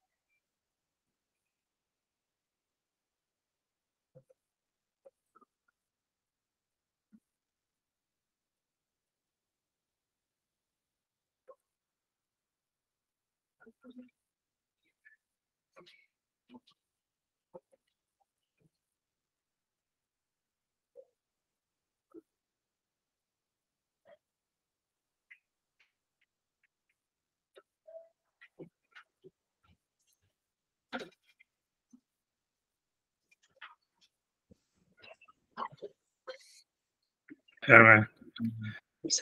En réalité, en Rab, on vient de toucher une question qui pour moi est très importante et que je pense que si je peux vous la poser, euh, je me rends, enfin, en parlant avec vous, alors à part même, je vais vous dire, à part un Shabbat dans lequel on va depuis quelques mois, il n'y a jamais eu une choule où je me suis senti bien accueilli et où j'avais vraiment une relation avec la Keïla qui était vraiment une relation de bienveillance, d'accueil, de tout ça. Et je ne sais pas si c'est normal. C'est pas normal. Je- Qu'est-ce que je dis? C'est pas normal. Mais moi, c'est pour ça que quand tu vois, moi, quand j'ai fait, moi, tout ce que j'ai fait, tu vois, quand j'avais ma choule, c'est ce que j'ai fait, tu vois, comme je dis, j'ai accueilli les gens. Et tu vois, en fait, je mettais une ambiance, tu vois, c'est-à-dire, le rave, il a une grande part là-dedans. Tu vois, ça veut dire, tu vois, ça veut dire, si le rave, tu vois, lui-même, tu vois, il est, tu vas dire friendly, tu vois, mais il se sent bien avec les gens de la choule. Et en même temps, tu vois, il fait que chacun, il se sent, tu vois, les gens de la choule se sentent bien. Ils vont accueillir des nouveaux et tout ce que tu veux, et tu crées une ambiance positive. Et tu vois, tu vois, et le rave, il a une part là-dedans. Voilà, mais maintenant, qu'est-ce que je te dis? Parce que tu vois, il faut comprendre que la raison pour laquelle tu vois ça marche pas, moi, ça a marché pendant 2 ans. Enfin, les années où j'étais là-bas, toutes les années où j'étais là-bas, j'ai toujours tenté de le faire. Et les gens de la communauté, je pense qu'ils m'adorent et tout ce que tu veux. Hein. Mais c'est pour te dire, mais ce que je veux dire, tu comprends, le problème, c'est qu'il y a beaucoup de politique derrière. Et ça, je n'avais pas de conscience. Et que tu vois qu'en fait, les gens qui font des choules aujourd'hui, c'est pas les Shem Shamaïm. Ça veut dire, ils font ça soit parce qu'ils ont besoin, tu vois, parce que tu veux, c'est un business. Tu me dis, mais comment tu peux faire de l'argent avec une choule? C'est très compliqué. Moi, je peux te dire une chose, tu vois, c'est une chose déjà, le président de la choule, tu vois, celui qui a un truc bidule, le principal de son truc, c'était un mec, je peux te le dire la vérité, c'est un des types qui m'a tapé in the back. C'est un mec, tu vois, je sais pas, c'est un mec assez loser en business, tu vois. Mais en fait, toute sa force, c'est d'avoir des connexions. Et en fait, pour lui, avoir la choule, c'était un truc, tu vois, que c'était important, tu vois, aussi pour ça, après que j'ai compris pourquoi est-ce qu'il m'a fait venir et tout ça, et qu'il voulait, parce qu'en fait, tu vois, ça lui apporté du coup des connexions dans le business. Et ça donne, tu vois, aussi, une autre chose, tu vois, ça lui donne un Mahamat. Je te donne un exemple, des exemples que ce que ça peut apporter, tu vois. Ça veut dire, ah, tu vois, j'ai ma choule. Donc, même un mec, tu vois, par exemple, tu vois, à Great Neck, si t'as pas d'argent, t'es vu comme un nulard. Mais, et donc, par rapport à sa femme, par rapport à tout ça, par rapport à sa belle famille, tu vois, il est un loser. Mais il a une choule. Ah, tu vois ça, tu vois, j'ai du kabod, tu vois, ça lui donne un Mahamad dans sa mishpara. Je te donne un exemple comme ça. Mais ça veut dire, tu vois, donc les mecs qui sont derrière la choule, il a beaucoup, ça veut dire au niveau financier, au niveau technique, etc., ils ont tous un agenda en général. Et le Rav, tu vois, à la fin, tu vois, ça veut dire, pour qu'il marche avec eux, il faut que lui aussi soit comme eux. Ça veut dire que lui dise, OK, soit j'y vais pour ma paye, soit j'y vais pour ça, soit j'y vais pour ça. Ça veut dire, il n'y va pas non plus parce que tu veux faire une mitzvah, tu vois, ou d'enseigner la Torah, ou de trucs, ou de faire des trucs, tu vois, il est là pour faire son job et c'est terminé, tu vois, et bien minimal, tu vois. Donc, c'est que comme ça que tu peux être dans une choule et marcher, tu vois. Et si tu essaies de faire plus, tu vois, si tu veux, tu vas, comment dire, tu vas empiéter sur les plates-bandes de types que tu vois qui voudraient, eux, qui veulent avoir, eux, la mainmise, je ne sais pas sur quoi, sur le social, sur le machin, gna, peu importe l'histoire, tu vois. Donc, en fait, si tu veux, ça empêche, tu vois, ça oblige, tu vois, à ce que, tu vois, pourquoi les gens, quand ils viennent dans une choule, ils ne se sentent pas bien, etc. C'est parce que le Rav lui-même, il ne se sent pas bien, parce que les gens de la communauté ne se sentent pas bien. Et en fait, tu vois, si tu veux, c'est un état d'esprit général, mais c'est dû au fait que c'est un business. Donc, c'est comme quand tu vas dans ta boîte, tu travailles dans une boîte. Donc, quelqu'un d'autre, tu vas pas dans ta boîte en disant, ah ouais, j'y vais, c'est les vacances, c'est super, j'adore aller dans ma boîte. Là, tu vas, tout le monde se fait des coups bas, tout le monde son environnement, son machin, je sais pas pourquoi ma caméra. Tu vois, ça veut dire tout le monde est obligé. Tu vois, donc voilà, donc c'est cette ambiance-là que tu as dans la choule en réalité. C'est pas une ambiance de on vient faire la tefila, on vient étudier la Torah, machin, tu vois, c'est une ambiance, tu vois, voilà, on est dans un business. Pour une raison ou pour une autre, moi, ceux qui y en a qui sont obligés d'aller dans la choule, ou les trucs bidules, ou ils se sentent obligés pour. Et moi, tu vois, il y en a ceux, tu vois, la plupart qui viennent pour faire la tefila, ils viennent faire la tefila ou ils viennent faire l'étudier, mais tu commences, ça veut dire, c'est pas l'ambiance générale de ceux qui sont les boss de la choule. Donc, voilà, quoi, donc tu te sens toujours comme un cheveu sur la soupe, tu vois. Et c'est ça l'ambiance générale. C'est pas toi le seul, hein, c'est tout le monde comme ça. Et c'est à cause de ça, tu vois, c'est tout. Tu vois, je veux dire, un rare qui va essayer de faire plus que ça, de faire, tu vois, l'extra mile, et tu vois, il va avoir des problèmes. Que ce qui m'est arrivé à moi, tu vois. Ça veut dire, il va avoir la satisfaction, tu vois, d'avoir plein de monde, tu vois, de donner du plaisir aux gens, de rendre les gens heureux, que les gens viennent étudier, qu'ils viennent faire la fila, qu'ils comprennent plus ce qu'ils font et tout ça. Mais en fait, tu vois, ça veut dire très vite, tu vois, ça veut dire les présidents, les machins, les ragnagnas, les anciens de la choule, ce que tu veux, ils vont voir ça comme une menace ou comme un truc, tu vois, qui les remet en question, qui leur enlève leur petit, je ne sais pas quoi, leur fric carré, et ils vont tout faire tu vois, pour faire arrêter ça. Qu'est-ce que tu veux que je te dise? C'est des mafias, tu vois, c'est comme des mafias. C'est comme quand tu regardes, tu vois, dans les films sur la mafia où tu vois les mecs, ils sont à table, il n'y en a aucun qui rigole parce qu'ils ont tous ils ont tous peur les uns les autres. Eh ben, tu vois, les choules, c'est ça, en fait. Tu vois, c'est des mafias comme ça. Ouais, mais d'un autre côté, en Israël, il y a beaucoup moins d'enjeux. Ouais, c'est possible, ça devrait être moins grave, j'imagine. Il n'y a quasiment pas d'enjeux, mais c'est juste que malgré tout, là, j'ai été dans une choule pendant, je sais pas, peut-être pendant 10 ans. On a invité des dizaines de personnes chez nous. On a été invité une fois à Shabbat. Ils m'ont toujours vu comme le riche que je suis pas. Euh, le Rav, il avait un côté gentil, mais il était un petit peu psycho quand même sur certains trucs. Euh, et ça a pas pris. Je veux dire, ça a pas pris. Ils ont toujours regardé des pieds à la tête de manière bizarre. Et puis après, là, dans la nouvelle chose dans laquelle je suis, euh, là où j'ai fait la prière de Kippour, c'est encore 100 fois pire. Vraiment, je suis l'extraterrestre. Même s'ils sont tous français, ils viennent tous presque du même quartier que moi en France, je suis un extraterrestre. Alors on va dans un Chabad et les enfants ils sont mal élevés, des trucs et tout, les gosses quand ils vont là-bas ils disent et lui il m'a parlé comme ça, lui il m'a parlé comme ci, lui il m'a parlé comme ça. Et je sais pas pourquoi, je sais pas pourquoi j'ai ce mazal-là, quoi. C'est un truc. Ouais, mais c'est pas ton mazal. Moi, je te dis, c'est comme ça. Moi, depuis que je suis parti de la yeshiva, honnêtement, tu vois, moi, c'est pour ça que j'ai fait la tefila Rosh Hashanah qui pour la yeshiva. Même que c'est, tu vois, c'est difficile pour moi. Et même, tu vois, pendant les dernières années, tu vois, ça veut dire, et tu vois, quand après ces histoires avec la choule, ça m'a vraiment dégoûté parce que, tu vois, j'ai compris toute la pourriture qu'il y avait dans les choules. Mais tu vois, ça veut dire, donc tu vois, à la fin, tu vois, je me suis dit, moi maintenant, si je fais la tefila, je fais que la tefila dans une yeshiva. Pendant, tu vois, les 2 dernières années, tu vois, pratiquement, j'allais à la yeshiva faire la tefila quand je pouvais, et sinon, je faisais Beyachid. Et voilà, mais tu vois, Shabbat, j'ai marché jusqu'à là, parce que, tu comprends, et moi, pendant toutes les autres années, j'ai fait, avant que j'étais rab, je faisais des tefila dans les choules, normal, tu vois, tu vois, pour avoir un minyan, mais en fait, moi aussi, comme toi, tu vois, ça veut dire, ils nous regardent comme un extraterrestre et tout ce que tu veux, mais sache que tu n'es pas le seul comme ça veut dire, dans une choule, tu as 70% des types, ils ne savent pas ce qu'ils foutent là-bas, tu vois. Et ils ne se sentent pas, tu vois, du tout. Et bon, qu'est-ce que tu veux que je te dise? Mais je te dis, c'est pas ton mazal, je te dis que c'est un truc complètement général. Hein. Mais c'est parce que l'ambiance dans les choules, elle est pourrie. L'ambiance dans les choules, elle est pourrie. Et moi, je te dis, aujourd'hui, tu vois, dans les choules, c'est de la racaille. Il n'y a pas d'autre mot, tu vois, c'est de la racaille. Moi, je te le dis, hein, ça veut dire, je ne sais pas comment t'expliquer ça, etc. Mais ça veut dire, si tu veux, avant, tu vois, ça veut dire les mecs qui allaient à la choule, c'est comme les yeshivot. Tu vois, comme je te disais, avant, il y avait une période où, tu vois, quand les yeshivot, c'était, tu vois, c'était les mecs qui voulaient vraiment y aller, c'était l'élite, en fait, qui allait à la yeshiva. La même chose avant, dans les choules, c'était les mecs qui voulaient prier, tout ça, etc. Donc, ces gens, tu vois, c'était la majorité, ou des gens, tu vois, qui avaient, en tout cas, qui avaient une recherche de quelque chose qui allait à la synagogue. Maintenant, c'est plus du tout ça.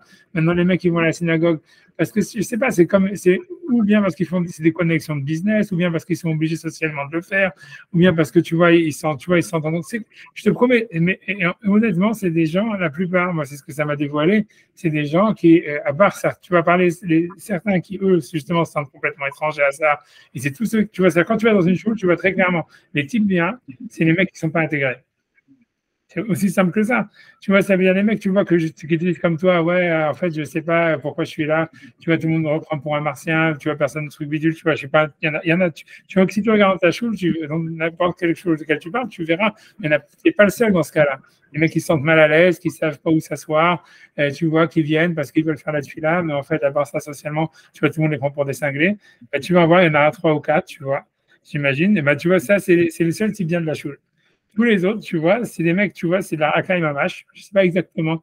Tu vois, parce que tu veux dire, ouais, d'un côté, les bons juifs, ils ont de la famille, ils ont des familles, tu vois, ils essaient tu vois, si tu veux, d'éduquer leurs enfants dans le schéma de la Torah des mitzvot et de garder une tradition, d'aller à la synagogue, tout ce que tu veux. Mais honnêtement, j'essaie ce que ça m'a montré toute cette histoire-là quand j'étais à la chose. Tu vois, c'est des mecs qui font ça, tu vois, à leur rave, tu vois, dis, mais si tu fais ça à ton rave, tu n'as rien fait, tu vois, en plus, je te promets que tu es un rave vraiment gentil, exemplaire, je te le garantis, tu vois, et que je te demandais rien, etc. Mais qu'est-ce que tu vas faire avec ta femme? Qu'est-ce que tu vas faire avec tes enfants? Qu'est-ce que tu fais avec tes coworkers?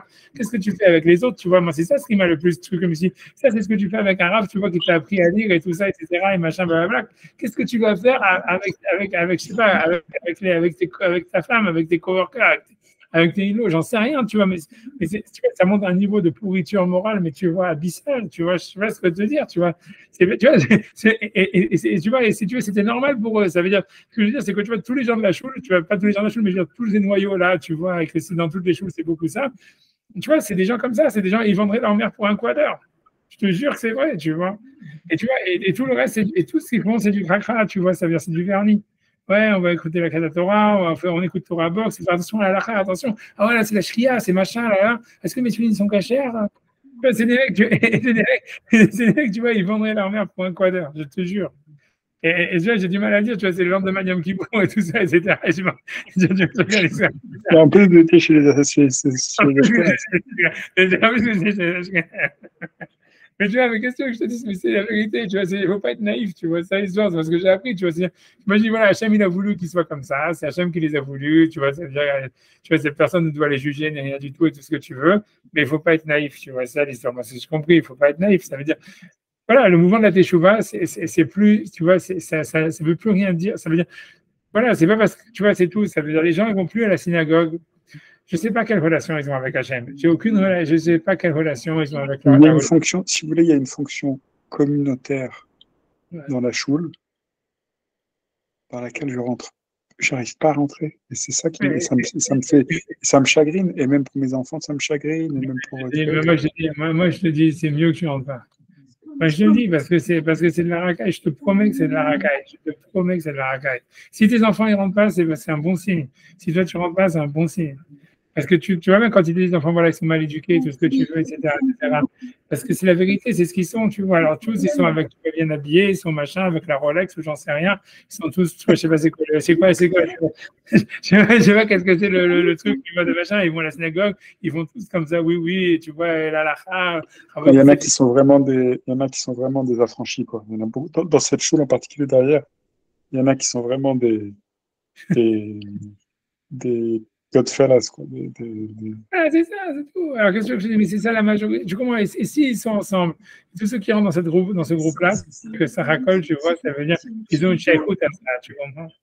Et c'est ça ce qui fait je te promets, comme tu dis, c'est des gosses là, c'est comme tu dis, c'est des mafieux, et ça racole, tu vois. Je veux dire, voilà, ceux qui rentrent dans ce groupe-là, tu vois, c'est qui se ressemblent, s'assemblent. Toi, tu dois voir ça comme, tu vois, un signe tu vois, de grandeur que les mecs, ils te prennent pour un cinglé, parce que ça veut dire que c'est normal. Et que tu fais partie de cette bande, tu vois, voilà, de mafieux, c'est tout, je te promets que c'est tout. Et c'est sûr que c'est difficile. Spécialement, maintenant, c'est ça, tu vois. Qu'est-ce que tu veux que je te dise? Plus que, tu vois, je peux rien dire de plus que ça, tu vois. Moi, je peux te dire ce qui est possible. Ce qu'il faut, si tu vas dans une school, regarde ceux qui sont comme toi, tu vois, ceux qui ne sont pas intégrés. Ils sont des gens normaux, c'est eux, tu vois, qui ont un bon cœur. Tu vois, c'est eux qui vont à la synagogue, les Shem Shamaïm, tu vois. Mais il y en a toujours plus qu'un, tu vois, à mon avis. Je sais pas, ça dépend de la taille de la chose. Ça m'étonnerait que tu sois le seul. Et à mon avis, il y en a toujours deux ou trois comme toi.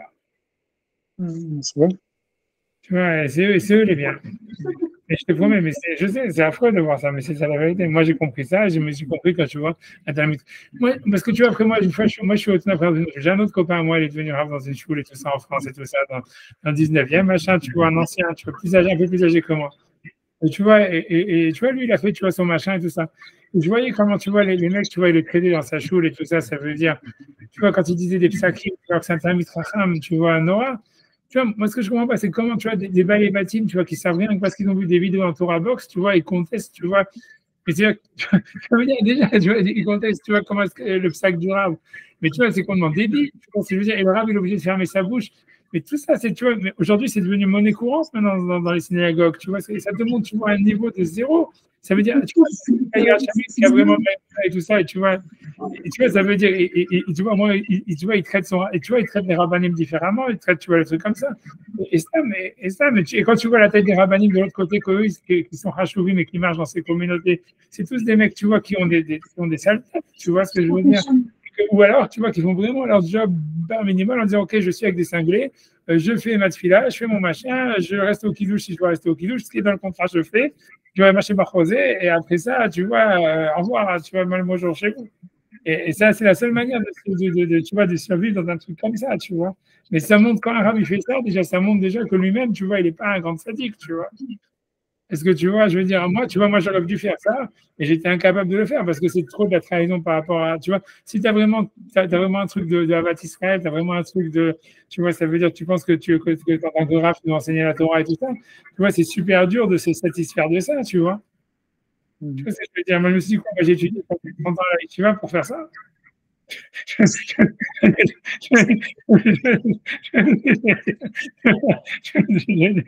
dire, qu'est-ce que je te dis, tu vois, alors ça, mais je te dis, mais voilà, mais moi je te dis, et malheureusement, les synagogues, tu vois, ça veut dire, tous les types que tu connais, ils se sentent pas bien, ils se sentent, c'est la seule manière de se sentir bien dans la synagogue, c'est d'avoir une vision mystique, mon match, tu vois. C'est de dire, voilà, ok, tu vois, moi, c'est ce que je fais maintenant. Tu vas dire, voilà, Hachem, tu vois, ça veut dire, c'est le clan d'Israël. Tu vois, ça, c'est le représentant du clan d'Israël. C'est Hachem qui a voulu qu'il soit comme ça.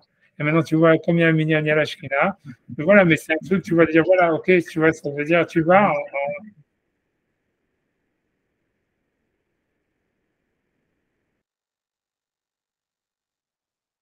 Ça a coupé.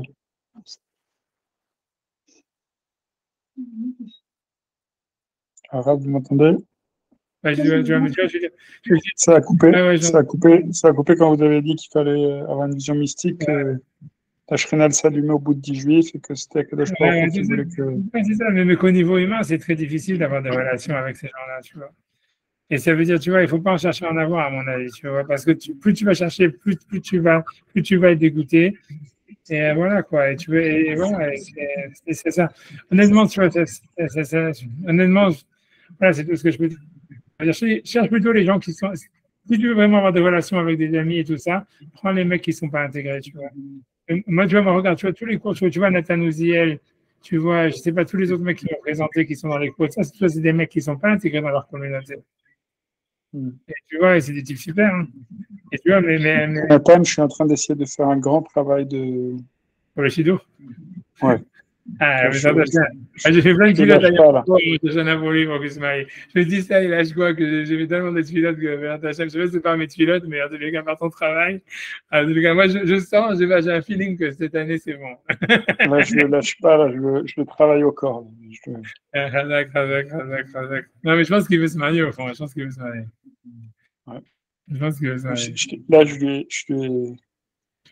lui ai mis vraiment son nez dans son caca, là. Je l'emmène déjeuner toutes les semaines, je l'emmène déjeuner à côté de mon bureau, à côté de son bureau. Et là, je l'ai vraiment, là, je l'ai secoué, là, je l'ai pas laissé. Ah, t'as raison. Non, parce qu'en plus, il veut se marier, tout ça. Et non, c'est sûr qu'il va se marier. Moi, je sens qu'il va se marier cette année. Moi, j'ai un grand feeling. J'ai un feeling. Il sera attaché. J'ai fait des pilotes, des choses parce qu'il ne devrait pas avoir de problème. Je pense, tu vois, Comment? Bien sûr qu'il ne devrait pas avoir de problème, bien sûr. Ouais. Il est intelligent, il a tellement de choses à donner à tes enfants et à une femme par rapport à tellement de bras cassés qui font n'importe quoi. Non, en plus, c'est clair que tu vois, voilà, je pense qu'une femme qu'elle voit, elle comprend quand même qu'il est super gentil. C'est surtout ça, tu vois, il est vraiment très gentil. Bien sûr. Etc. Et voilà, donc, moi, je pense qu'il va trouver. Je veux dire, tu vois. Ah, ben, ça, j'aime, tu vois, c'est tout est Minachama. Qu'est-ce que je te disais? Il va trouver, à mon avis. Je sais pas ce qu'il fait exactement. Je pense qu'il a été traumatisé par le mariage de ses parents. Je pense, c'est tout ça. Oui, c'est sûr. Mais la question, c'est qu'est-ce que c'est cette force mystique à laquelle il prête allégeance en n'avançant pas vers sa vie? Qu'est-ce que c'est ça? Parce que lui, tu crois que lui pense comme ça, tu crois qu'il pense. Moi, je lui ai dit que en réalité, la seule raison pour laquelle il se mariait pas, c'était par orgueil. C'était par orgueil et parce qu'il n'était pas à la hauteur de ce qu'il ambitionnait quand il était enfant. Non, mais lui-même, il l'a dit. Il avait besoin de casser cet orgueil et cette image de ce qu'il voulait. Ah, c'est vrai, mais tu comprends, je ne vais pas te marier comme ça. C'est pas en faisant. J'en sais rien. Je pense pas que c'est en faisant des secrets moussards que tu vas marier quelqu'un, quoi. Je pense que tu vas t'intéresser. Ce qu'il faut, c'est que il faut lui trouver la fille qui va lui donner envie de casser son orgueil. C'est toi qu'il faut lui trouver un divouk, c'est pas. C'est ça, mais c'est ça ce qu'il faut faire. Une fois qu'il y aura le divouk, ce ne sera pas la peine de le convaincre. Le truc, c'est que moi, maintenant, j'ai plus aucune chacoute avec personne. Hein. Moi, j'ai plus de sudoku. Mais il avait une fille là qu'il avait rencontrée il y a quelques mois. Je ne sais pas si vous en avez parlé. Il en a parlé un petit peu. Avec qui il a fait un chidour, et puis après, il a très vite bifurqué sur une relation amicale. Ok, c'est maintenant. Ok, c'est pas grave. Ah, c'est pas grave. Tu vois, on étudie un petit peu quand même le Nizar Israël, on fait un petit peu quand même jeudi. Là, attendez, parce que là, il y a ma femme qui me demande de me presser pour aller au lit. Ah, ok. La semaine prochaine, vous pouvez étudier ou pas pendant ce code? J'imagine, normalement, c'est bon. Ce sera plus facile. Vous êtes mardi prochain, si je veux. Désolé, qu'on aurait dû utiliser. C'est toi qui m'avais parlé sur les Ashkénazes. C'est moi qui vous ai envoyé. C'est intéressant ces trucs des Ashkénazes. Moi, ça m'a beaucoup. Tu vois, comme moi j'ai fait les deux, ça m'a beaucoup. J'ai plein de fois, tu vois, quand je vois que je suis habitué à un Nosach, en fait, après je switch back. Tu vois, ça veut dire quand je vois que tu vois quand je fais la Tfila Yom Kippour, Sfarad et que ça me faisait plus rien, que c'est Stam encore des veilles avant, encore des veilles avant. Je dis ok, je vais faire ces Ashkénazes. Quand maintenant, tu vois, j'ai fait des Ashkénazes, je me dis ok, je vais retourner Sfarad. Mais c'est vraiment deux textes, c'est deux ambiances différentes, c'est vraiment deux mondes, la manière d'envisager les Yom Norim, surtout Yom Kippour, vraiment. Surtout Yom Kippour. Peut-être l'année prochaine, j'essaierai Ashkenaz. Il faut prendre un Marzor, il faut prendre un bon Marzor, tu vois, c'est traduit bien clair parce que la première année, t'es perdu, tu vois, parce que c'est tellement différent, tu vois. Ce qu'il faut savoir, c'est que voilà, ils n'ont pas de silicote après la Mida, donc ne t'attends pas des Vayavor ou quoi que ce soit. Et les vidouim qu'ils font, ils le font, c'est que quand c'est pendant la Chazarat Hashatz. Donc, ils vont faire des vidouim, mais c'est que pendant la Chazarat Hashatz, et c'est très léger, tu vois. Mais c'est très intéressant. Si tu as un marteau traduit, tu vas même traduire en hébreu moderne, tu vois, en hébreu normal, tu vois, c'est très marguiche, parce que tu vois, il y a une grande conscience de l'humain face à Hachem, et comme si tu vois, ça veut dire, tu vois, que voilà, et que Hachem il est obligé d'accepter l'humain, et que voilà, et comme nous on l'accepte Hachem, tu vois, et que comme ça, tu vois, il y a une relation d'égal à égal entre l'homme et Hachem. Et donc, c'est très impressionnant. Ouais, je te laisse, désolé qu'on n'a pas avancé, vers Hachem, on avance la prochaine. Toda Rabba Rav, Chag Sameach, et à la semaine prochaine si Dieu veut. Chag Sameach. Toda Rav.